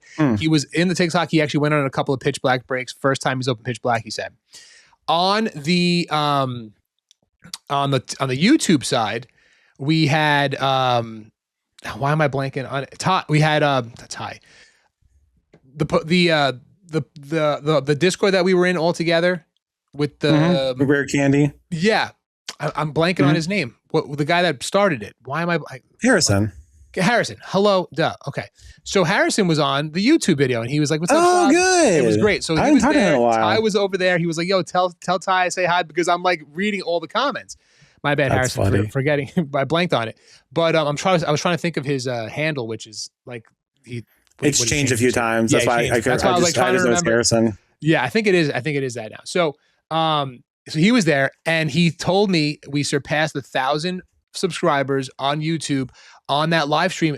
Gained like 40 subs during that live, which is amazing. That's sick. So I'm trying to figure out a way because I need to with the watch time and all this stuff going on with YouTube. But we're like literally, I think like I'm almost at like 1,200 now on there. I think these live streams are like, putting me into the algorithm a little bit more. So just a little background, to what's going on. I did not know that, which is crazy. Yeah, it's a little crazy. Super excited about that. But all that to say, I'm trying to make sure everything works because we are definitely wanting to do a live stream, and people are asking now, Kota. We can't wait for that live where we can have people like call in or whatever, maybe even just in a live chat. I don't know if the call-ins would work. Call-ins with Kota with one person fails me all the time. I don't know about adding another source while dual casting and streaming everywhere. But all to say, we're working on it. I think we're going to have it, for sure, definitely work for on the live stream. So yeah, let's go into comments. Do you want to do, want to read the Spotify comments? Yeah. Let's start off with the one that I was kind of poking a little fun at with the Take Purge.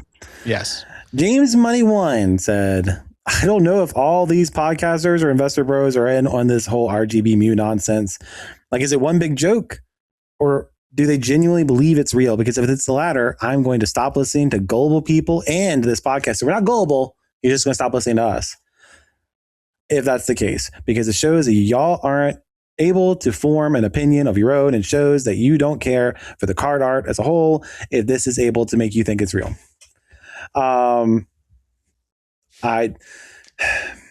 Without getting I'm not going to say what I'm thinking right now.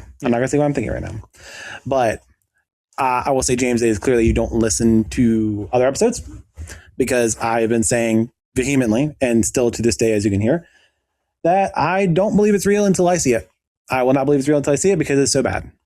So yeah, thanks for thinking that podcasters collude with us, I guess, thinking that we're big enough to collude with other podcasters. But I can tell you right now, we haven't even talked to other podcasters, much less colluded with anyone. Mm-hmm. And I don't believe it's real. I see the logic, but I don't believe it's real. And if that makes you stop listening to the podcast, because I kind of lost track, I have a good life. I wish you well. That's all I got to say about that. Yeah, dude. Not to, again, we're like the two most non-confrontational people, and we invite comments like that. That is criticism on both sides, right? But we literally start every podcast admiring cards of Pokemon in order of the Pokedex. So like the card art, like we literally start every podcast about that. So to say that we don't care about the art, and clearly we said it today, we say it on every time we bring it up. The cards are the most hideous Pokemon cards that we've ever seen. And it's going to suck when they are real, but we're no way colluding with anyone. Everyone has their own opinions. We clearly have ours. But yeah, thanks for the comment, and hopefully you are listening, and continue to listen. Like I said, hey, when we put out content, people are going to say what they want. But when you comment, you've now put it out publicly, and I can say what I want, and I say that's a silly comment. That is correct. It's a comment that is very clearly not isn't aware of what we've been talking about for the other 30 episodes of the podcast. So, but we welcome it. I do welcome it, because again, I am also non-confrontational, but I have a strong sense of justice. Yeah. And you can make fun of me all you want. Love you, Pseudokodos. But when it's just straight up lies or inaccuracies, I will correct them. So not lies, that's strong. Inaccuracies is what I meant. Philip Oiko. I'm gonna say Oiko. It's probably wrong. Said Pokemon found me when I was a kid. I love that. Now I have a kid of my own. What started as my childhood obsession has become something we share together, passing the crown to the next generation. Great content, bros. I love the way you phrased that. That made me, that was like a story. That was really beautiful. I love that. Fantastic. Amazing. Blake King said $1,200 for 20 Destined Rivals ETBs is an insanely good price. And you got a booster box case as well as with it as well. I don't know what you're complaining about with that price. I'd kill someone for those prices. Love this show, by the way. Again, we talked about that in the sense of yes, but it's also $2,800 in useless sleeves. Correct. It was a $4,000 invoice, and yes. So yes. And how often do you move those sleeves realistically? I have them up on eBay right now, a couple a week maybe, but I have several hundred boxes. Yeah, so maybe. Not it's $4,000 for it. Let's be real, it's $4,000 for it. Correct. I'm assuming that's what it's doing. When you sell the sleeves, you're just selling at what you paid for. You're just selling it or close to what you paid for. Just get rid of them. Less. Yeah. So $4,000 for it makes it a little worse.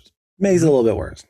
So, but yeah, I get like hearing the $1,200 for it 100% in the context of it. Cause I had the same question. I was like, oh, how much was it? And you said 4,000. You said that. I was like, wait, so how much is this? And I had to do the math. And of course I was also having a hard time. Right. Because it makes sense. Like, yeah. And Blake, to your point, yes, anyone would pick those up if that was in it for that price.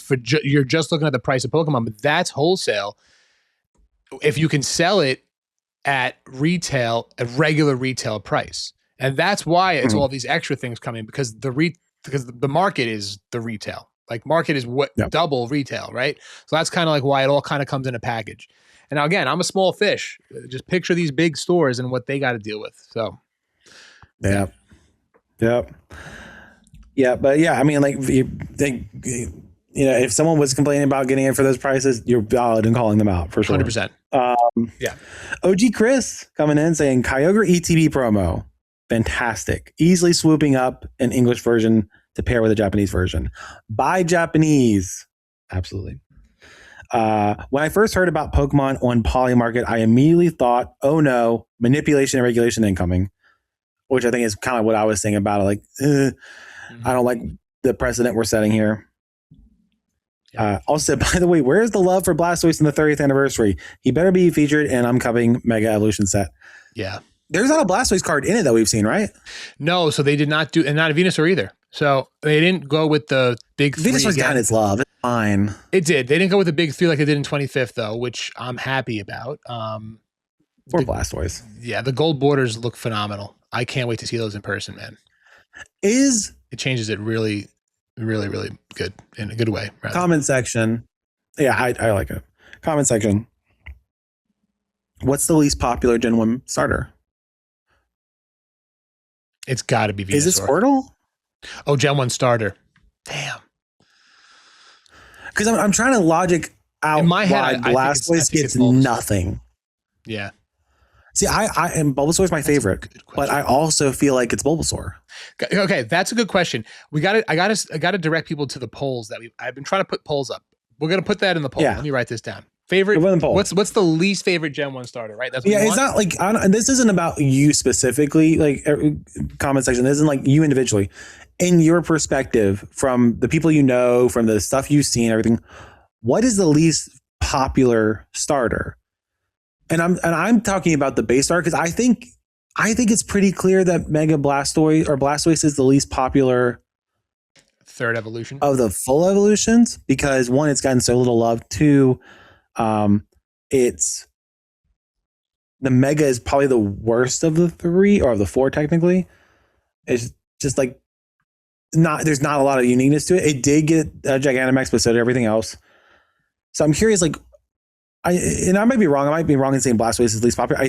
From my perspective and everything I've seen people I've talked to, it does feel like it is the least popular. Yeah. But I've always thought Bulbasaur was the least popular of the main starters, which is one I chose.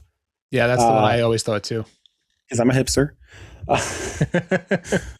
But yeah, I'm curious. I am curious to see what people say about that because it is something I've thought about, but I've never really gotten a clear answer on because there's love for all of them, but it just feels like Bulbasaur falls a little bit behind. But I guess Bulbasaur, because like he's Squirtle Squad, right? Squirtle Squad, like in and of itself, is a reason to have it more popular in Pokemon because that was such a meme and that was so much fun.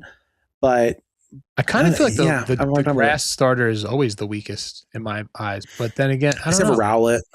Except for Rowlet. And Sprigatito is kind of the most popular one in Gen 9. Like it's I thought Fuecoco was. Well, Sprigatito is also part of like the Horizon show. It's like I haven't watched. Isn't Fuecoco in it too though?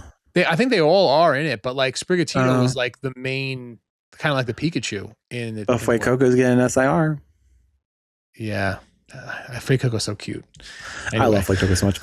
But yeah, like Rowlet, Trico's definitely not the most popular Gen 3. Meganium or Chikorita is definitely not the most popular Gen 1 or Gen 2. Yeah. Grass kind of always gets a short end, except for Rowlet being, I think, is by far the most popular from Gen 7. What are the fire and water starters in that one? It's Litten and Poplio. Oh, yeah. Poplio. That's not popular. Incineroar might be more. Incineroar is more popular than Decidueye. But I'm pretty sure I see 1,000,000 times more people love Rowlet than I see love Litten. Litten kind of gets left kind of by the wayside a little bit. Both cute, but I think Rowlet's cuter. So yeah, I think I can agree with you there. Yeah, that's what I've observed. Obviously, I'm biased like for myself, but just out in public, I don't see a lot of people loving Litten, but I do see a lot of people that love Rowlet. And Rowlet got a tag team, so true. Yeah. Put a Piplup. Let's see. OG Chris also said, he picked up the Blastoise Piplup GX tag team. Yep. And it's EGC 9. Marshadow Machamp GX Japanese. And the Lucario Melmetal Japanese GX tag team as well. So tag teams. Good tag team. Love it. Mm-hmm. We got Matt E9 coming in saying, totally forgot to comment last episode. Sav's Kota intro to Take Purge was spot on. There it is. I trust. You got to go back. You got to go back and listen to it. I'm going to have to go back and listen now, because if what you just did was the version of it, I'm like, mine is a little different than I thought it was. I just didn't prepare as per usual, trying to go off the top. That's fair. Maybe we never do. Delta Set is sick. Definitely hoping to pick up a PC ETB. Gotta have that Kyogre promo. He's still wild. The Kyogre's a promo for that. Yeah. I can't. This blows my mind. Question: since you brought up the tag pickups, how do you value a graded slab? Like, you decide to sell in the future. That's not. Let's see. How do you choose to value a graded slab that you decide to sell in the future that's not from one of the top graders? For example, you have a degree 10. They have the black slabs, like one of these Ace. I wouldn't consider tag necessarily in there, but yeah, Ace, whatever one that Rudy has, I guess. Yeah.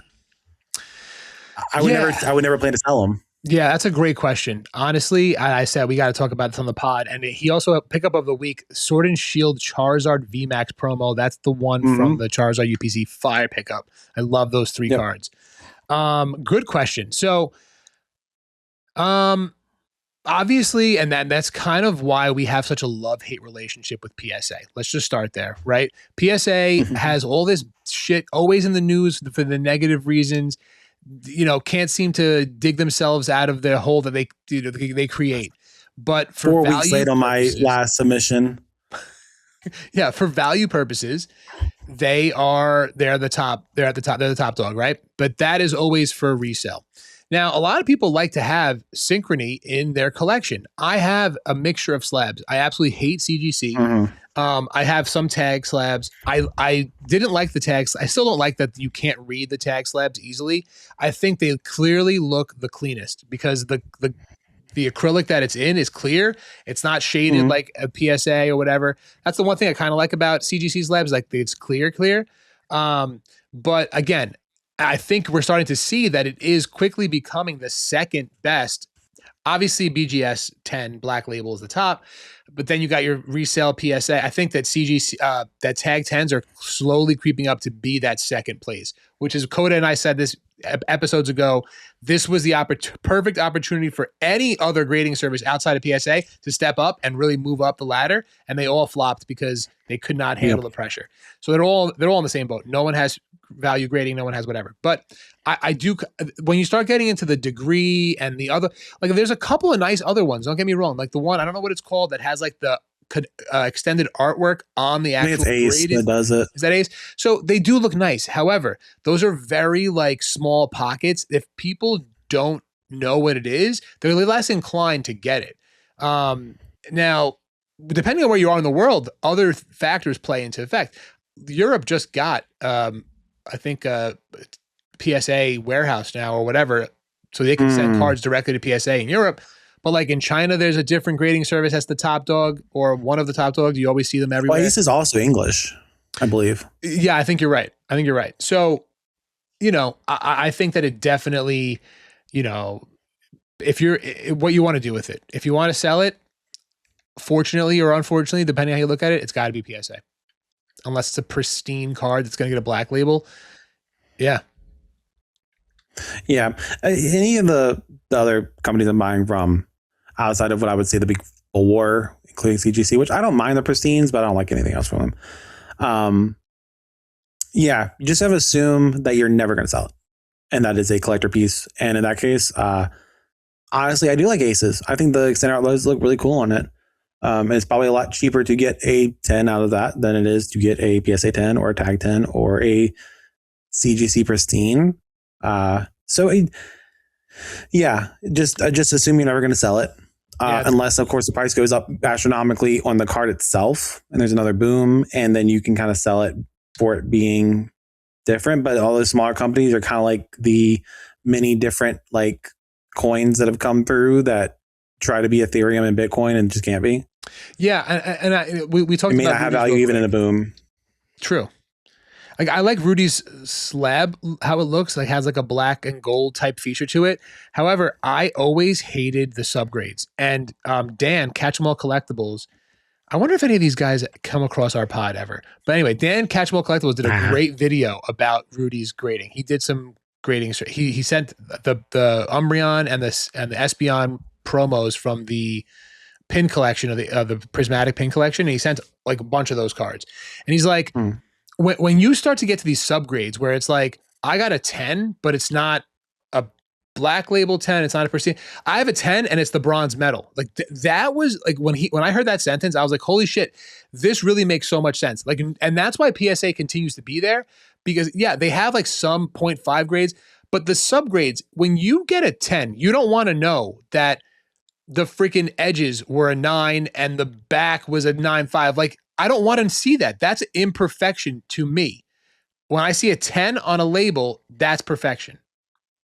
Like, you know what I mean? So once you start to break down the 10s, it just becomes so convoluted too on top of it.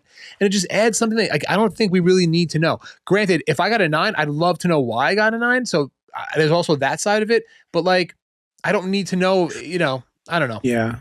That's the nice thing about tag, where tag, you can get it without the number grade on the card itself. Yep. And it will still give you some of the background, like, you know, some of the things that were not perfect. And you can look at that if you want. You'll not look at that if you want. I agree. I don't like subgrades just because not that I think the card's perfect, but I think the card is in that tier, right? Like S tier has layers to it, but it's still S tier, right? Yep. I don't need to know if it's on the bottom of S tier or the top of S tier. You know, that doesn't really do anything for me. Now there are people like for tag, they want the close to 1,000 as they can get, but not me. So yeah, good question. Yeah, that's all. Thanks, yeah. I'm going to skip circa 131388 because I think it's going to be a really good topic for next podcast that I want to talk about a little more in depth. And we are getting pretty late in this one. So we see the comment. We will be talking about it next podcast. Stay tuned for that. It's a very, very good question that I'm really curious on your perspective of, because I have some opinions that are going to be interesting on. Corey Tapp said, slight summer slump, but it's still going to go up for sets that are out of print. Modern prices have been insane for me. I don't understand why people are just paying $500 raw, I'm assuming, for singles. Yeah. I mean, I don't. So we got into this weird slump that, not with this weird mode that we're like accepting these cards at these prices. They're, again, if people value them at that, then that's good. I don't, so I'll never have them. And I'm okay with that. I'm someone that, I don't need to have it if I don't value it at that price. I can be frustrated that it's not exactly the price I want, but at the same time, I'm not going to be like, no, you can't have it for that price. It is the price, and I'll never buy it. I don't have a copy of the Mega Charizard. Why? Because I don't want to spend $800 or $700 on it. Yeah, and that's it. Even if 500, it's way more than any alternate art in Sword and Shield era.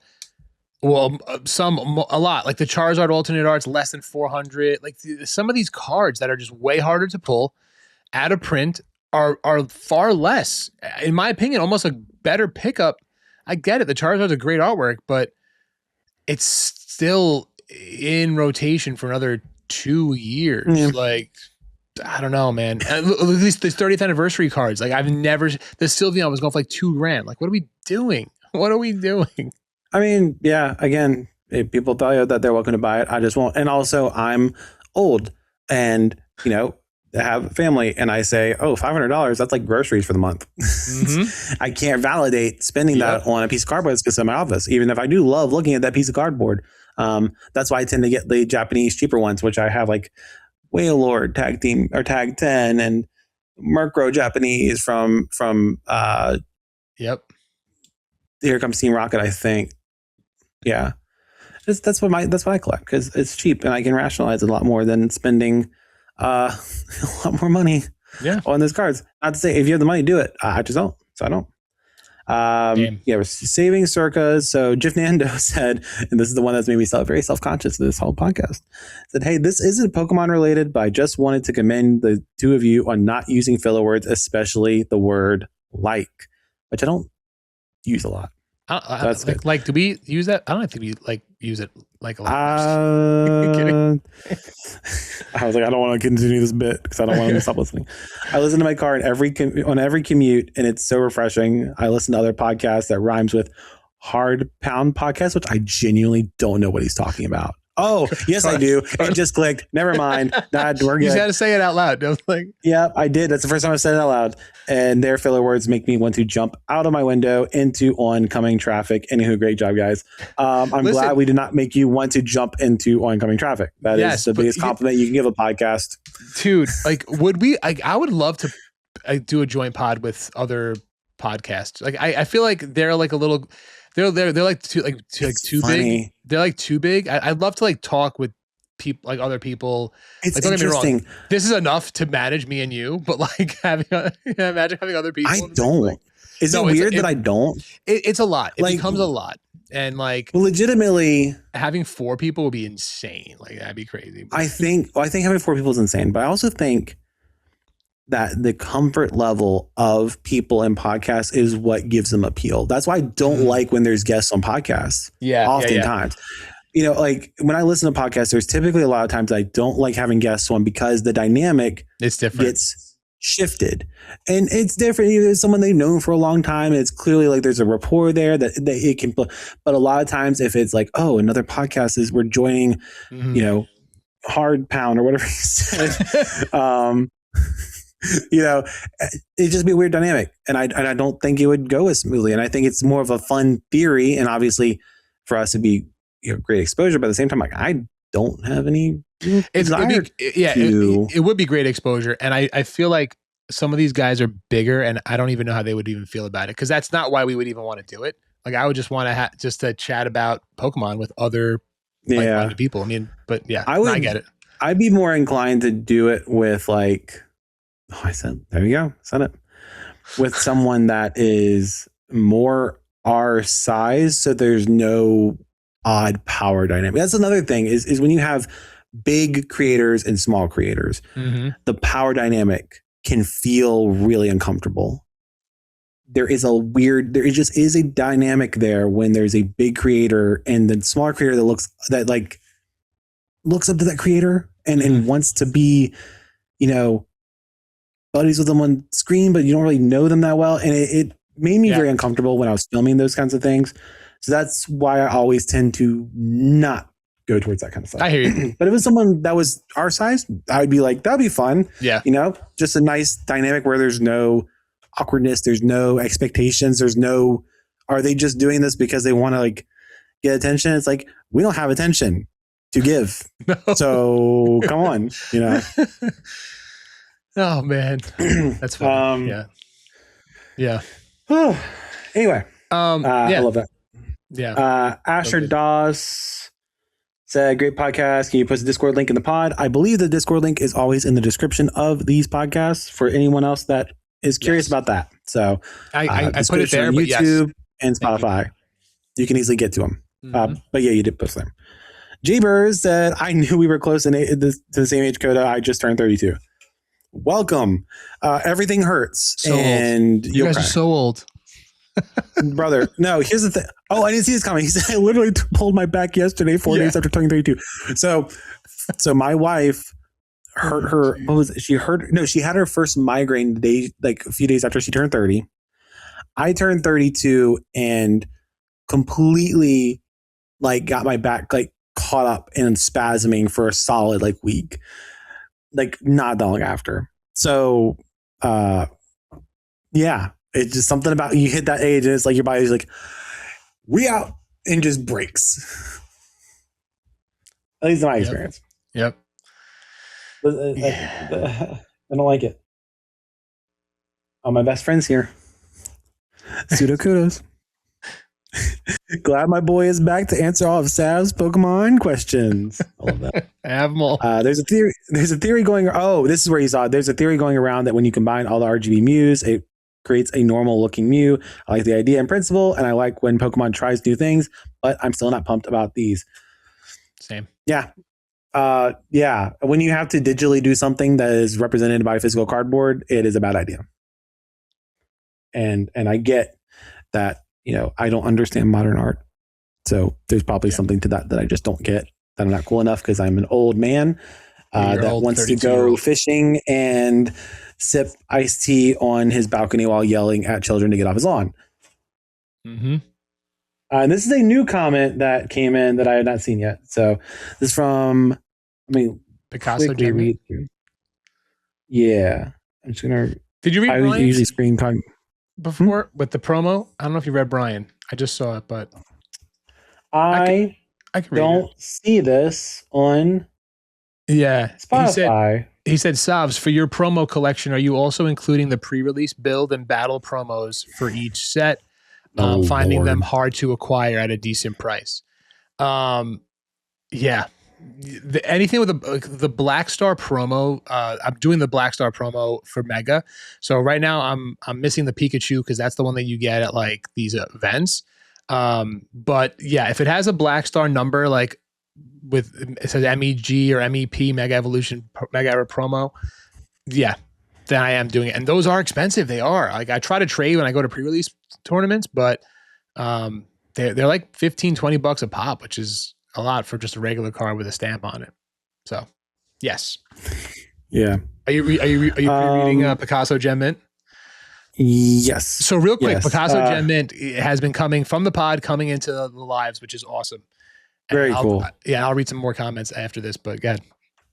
Yeah, they said, glad I caught you live on a live rip, Stabs. Even though I was using my agility to bounce between viewing from different platforms, was going to buy in, but I am 0 for 158 in rips. I feel that. Glad to see Kota back. Glitchy Kota is better than no Kota. I appreciate that. My 2 cents for week 32. Pokemon Skyridge Zubat, EX Team Rocket returns, Dark Golbat, and Skyridge Crobat. He meant 33. 30. Yeah. Yep. Ooh. I'm excited for that. That's gonna be a fun one. Yeah, that's gonna be a really fun one because there's a lot of cards. It's a hot take. They really missed out on not making a Venusaur, Charizard, and Blastoise all in one card, like a tag team for the 30th, and opening theme song cards like Haunter licking Charmander, Mew in front of the moon, Ash Trainer card standing in front of the middle of the stadium. Savs for you is Zapdos flying across with lightning, just saying, P.S. I'll be ripping Delta Rain to Prince's Purple Rain. After that, Fairy with the fur comment. Boots with the fur. Oh, man. Yeah. Shout out to you, Picasso. Gem Mint. That would have been a sick tag team of the 3 starters. That does feel like a missed opportunity. That would be sick. That would be sick. Oh boy, that's all we got on Spotify. That's what we got on Spotify. Good stuff. I also found that post-it from 2 weeks ago where I said I wrote down who came into the live stream. So it was this one listener called Trust Me, I'm a Doctor Too. And then the other one was Jaden. Jaden came into the live. And actually had some people join the Discord and join a live. That Govey, I think was the name, that said, just wanted to join the Discord because they listened to it and came in and went on a break and hit an SIR. So that was fun. Heck yeah. That's sick. But so on the YouTubes, on the tubes of you, we got Trust Me, I'm a Doctor Too actually commented and said, okay, so cramming in your 30 episodes so far over the last couple of weeks, and they're in the UK. So I'm so sorry. In the UK So 30 episodes so far over the last couple of weeks. There's so much I appreciate about your podcast. So many laugh out loud moments and so much great knowledge shared. I think maybe an episode of best bits and highlights. You guys clearly have a great time doing this podcast. I'm glad we in the community get to join in the laughs and fun. Kota epic rants and tangents, which by the way, all valid. The PSA grading debate, social media rot, Japanese collecting, Sav owning and admitting sometimes being a complete Pokemon noob. And let me expand this. A complete Pokemon noob who forgets to put the starter card in the deck. Kota's reaction. This is a great relive of our friggin' moments. This brings me so much. It's like watching a highlight reel. Highlight reel. Low light reel. Kota's reaction to that had me crying with laughter. The off-topic chats like hating saying the word wasps or there's the grubbin. Always there. Always there, baby. Kota's holding the grubbin. I hate you saying the word wasps or throwing back to the Facebook and MySpace. Look forward to each episode and appreciate the effort you guys put into sharing with us. That is amazing. That's honestly, thank you so much for writing that. That was really fun to read. And it's just like going down memory lane, but it's such a short memory lane, like this year, but it's amazing. And I really appreciate that. And he was also in the live streams. He was on the YouTube. He's trying to get into TikTok, but I guess because of the he needs a VPN, I think, because Europeans don't have, I think, TikTok shop, so they can't join the lives, which is interesting. Gotcha. Interesting. Yeah. And then Kilo Ace wrote Kota shifting right when you were talking about the seal to almost match it. I clicked on the timestamp that he put in. I think you were moving up in your seat, and he's talking about the seal promo where it's like seal, like literally at the front of the card. Which was so awesome. I watched back because I looked at that clip too. I watched back a couple of things, and I was like, it's so obvious that I've been driving for 10 hours and I'm literally just doing this on a pillow. Just like it was man. Listen, again, to trust me, I'm a doctor's comment. Like he appreciates the effort, and that's what I appreciated, that you actually did that, which is amazing. There was effort. Nepal Truth Unveiled put a little fire emoji on the comment. And then trust me, I'm a doctor too. I actually wrote this one 6 days ago. The one that he wrote that I just read was 4 hours ago. He put it up in the same one. He goes, "Hey guys, awesome pod again. It's me, the trucker from the UK." There it is. Was watching on your live stream when you pulled the Gengar too. So he was there when I pulled the Mega Gengar from Ascended Heroes at the end of the live. He was there. So sick. So cool to see how happy that made you too, Sav, especially after listening back to all the old pods from when you hadn't pulled any SIRs. So true. Slowly catching up on the old episodes while working, up to 16 now, I think. Should be caught up by episode 32, which is amazing. Listened to a fair few different pods from other creators while driving, then found you guys. So leads me to ask, what was Kota listening to on his long drive? I was gonna say he said you seem too humble to be listening to your own podcast. Thanks for continuing. I've literally never listened to it other than the one episode that Sav did by himself, and I listened to half of it, and then I got on a phone call and I didn't go back. Not because it was bad, just because I got distracted and forgot about it because I have ADHD. I was gonna say shout out to truckers because I drove 107 hours in 2 weeks, about 6,800 miles. Damn. And by day 3 of day 3 on each trip, I was like, I don't understand. I don't know why I did this. Yeah. I'm glad I did this because it's like partially fun and partially like I just don't want to be in a car anymore. So shout out to you guys that do that professionally. I cannot imagine. What did I listen to? So, let's see. I am a big Dungeons and Dragons fan, mainly actual play or stuff like that. And there's a podcast I've been listening to since 2019 called Dungeons and Daddies. Dungeons and Daddies? Dungeons and Daddies. It is a comedy D&D podcast. It's very funny. It's not. It is rated R. We're using a lot of words that the kiddos don't need to hear. It earns the explicit tag very much, but it's very funny. I've been listening to it since 2019 when they had the first season. If you guys are familiar with old YouTube, Video Game High School, Freddie Wong is in it. He's a part of it. He's kind of the person that was orchestrating getting all these people together. So it's very good, very fun. And I listened to a decent amount of that because I like going back to the first season and listening to it because it's my favorite. Awesome. After that, I listened to a fair amount of music. I listened to a fair amount of what I would call let me think. More like melodious EDM, where it's a little more slow paced, a little more like. Is it like Kygo? Hello? The hell? I don't know if you heard any of that. Is it like Kygo? I heard something. I'll be honest. It is a playlist that my buddy in college gave me in he was after college. It was 2016. He gave me this playlist, and I still use it. It is, I wonder if it's like tropical house or something like that.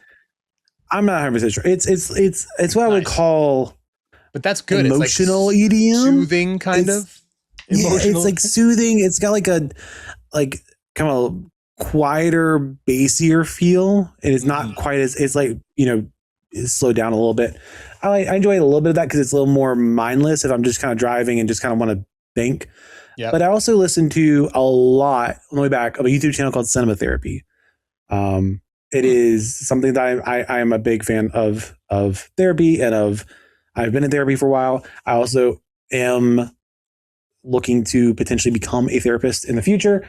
And it's something that I really enjoyed. I also enjoy movies a fair amount, even though people know that I don't watch as many movies as I probably should. But it's a channel called Cinema Therapy that does a breakdown of both the videography and the filmmaking portion of it with a professional filmmaker that is on the channel. And then there's a professional therapist that breaks down some of the psychiatry and some of the stuff in the background of different characters and different villains and different reasons for different things. And I thought it was really interesting. I had listened to it a little bit before, but I listened to a lot of that.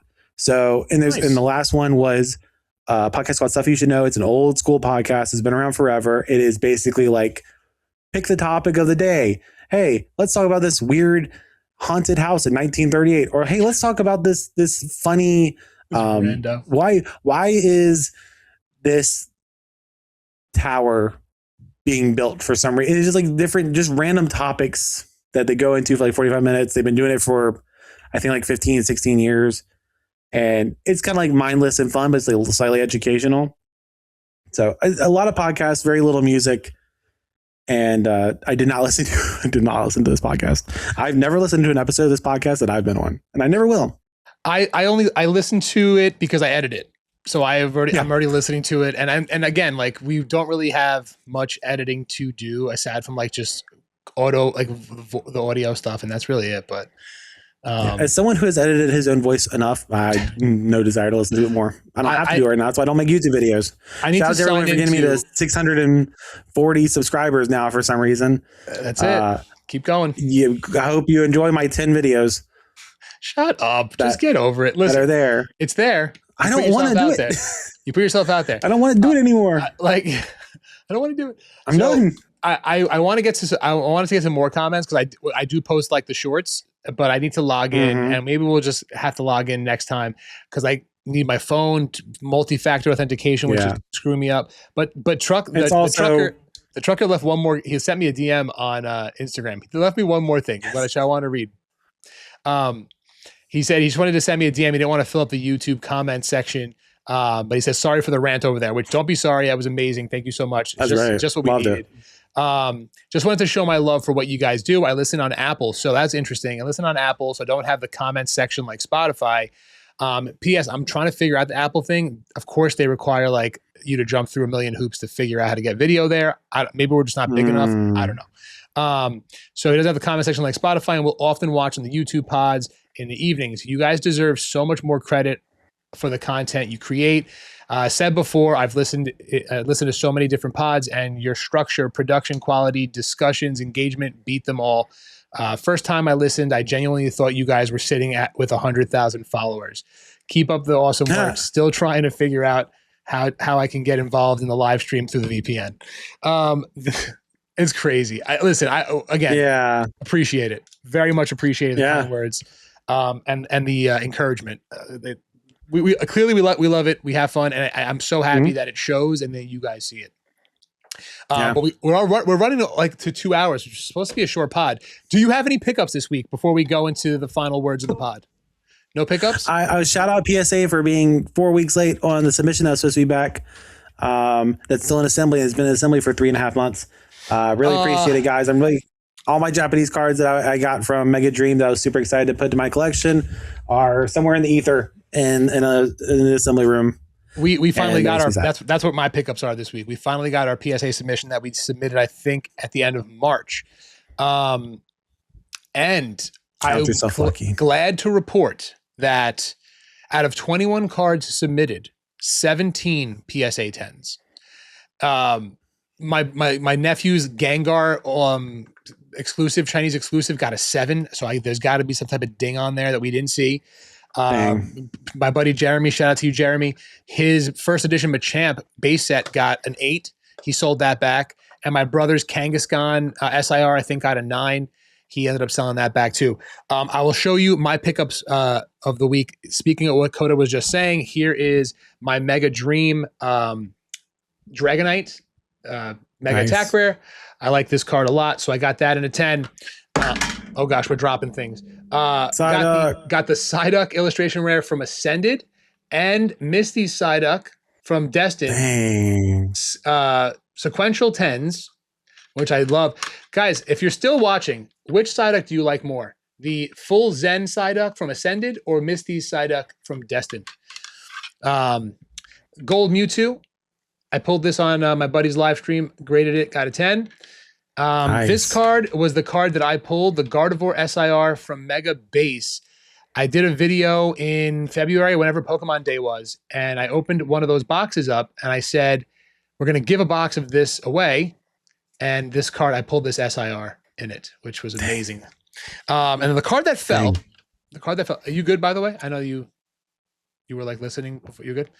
I was some of the card going by. I just heard, trying to make sure this card nothing weird going on. To go with my Renickles and my Tell promo, the Victini promo from Black Bolt White Flare collection box. I was trying so hard to get this in a 10. I was borderline going to pick it up, but they're in like the $200 to $300 range, and I cannot believe I hit it. That's one of my favorite promos of Scarlet and Violet. I think I have like 18 or 19, 20 copies of it in a binder. I love it. I think it's going to age really well. But it's just such a beautiful card. So really good, happy to report, beautiful PSA submission return. No complaints this time. Sick. I hope to have the same amount of luck with the amount of time I'm waiting. I hope so. I hope you do as well, man. And then other pickups, I ended up picking up Gen 9, the Fuecoco, Quaxley, and Sprigatito. We went to a card show, me and my son, on Saturday. I picked that up. So just stuff that we needed for our promo binders that we're not ripping anything else of that. So yeah. Good stuff, dude. It's good stuff. Can't complain. And then, before we end the pod, I am going to just tell you something real quick, Kota. This came in today. I'm making a video. I got to put it out. I put it out on the socials. This is a big ass binder, guys. So this is going to be, I was inspired by Kota. I think you were one of the ones that were doing it. Maybe. And then I'm inspired by multiple people.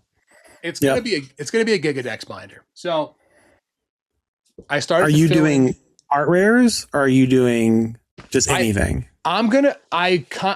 See, here's the thing. I don't know what I should do. And let me know what you think. I want to do full art cards, but there are some beautiful non-full art cards that I do like. So I don't know. And maybe it'll start with cards that I like. And then I'll move into like illustration rares as we get them. But it's going to be a pretty big thing. I started to cut out the rest of them. Here's a little stack of the rest of these guys. There's way more that I need to cut out, but that's another venture that I'm putting myself on for some weird reason. Keep collecting and just keep moving. So that's right. That's it. That's it, man. Anything else you want to add before we end this 2-hour pod? I mean, nah, it's, I was just kind of thinking of what was the name? What's the username of the trucker? Oh, I'm just calling the English trucker. English trucker. Trust me, I'm a doctor too. Trust me, I'm a doctor too. Yeah. So they're saying like, oh, I thought you guys were. It's funny to see the perspective of people coming into it and seeing it versus where we're seeing it. Where when we started this, we were like, I mean, we'll just see what happens, I guess. I don't know. We'll just put it on YouTube. I hadn't even thought of Spotify being a real avenue for anyone finding it or anything. So 320 followers, by the way, dude, on Spotify. That's crazy. It's definitely, I'm very appreciative. Thank you guys so much for watching and watching again. And I never thought that I would be a part of anything that people would want to binge. Let's go, baby. I still feel weird about that, but I'm very happy with it. I'm very happy with all we've done. I'm proud of you, and buddy. I'm excited that. I'm proud of you. I'm proud of you. Look at you. I'm gonna put out. I'm gonna make it clear. Sav is the one that this was his brainchild. He had all the stuff ready. He does all the work, and This is something No. that he wanted to do originally, and I was lucky enough to be invited to do it with him. So Yes, sir. it's very fun. I'm glad that people like just listening to us talk about this stuff, because this is basically just conversations we have off line anyway. So Yeah. it's very cool. And yeah, that's all. Just thank you guys. Thanks, guys. Listen, enjoy the rest of your week. I think we have Ascended Heroes tins coming out this week, maybe. So good luck with that. And we'll Good catch luck. you guys in the next one. All right. Peace out.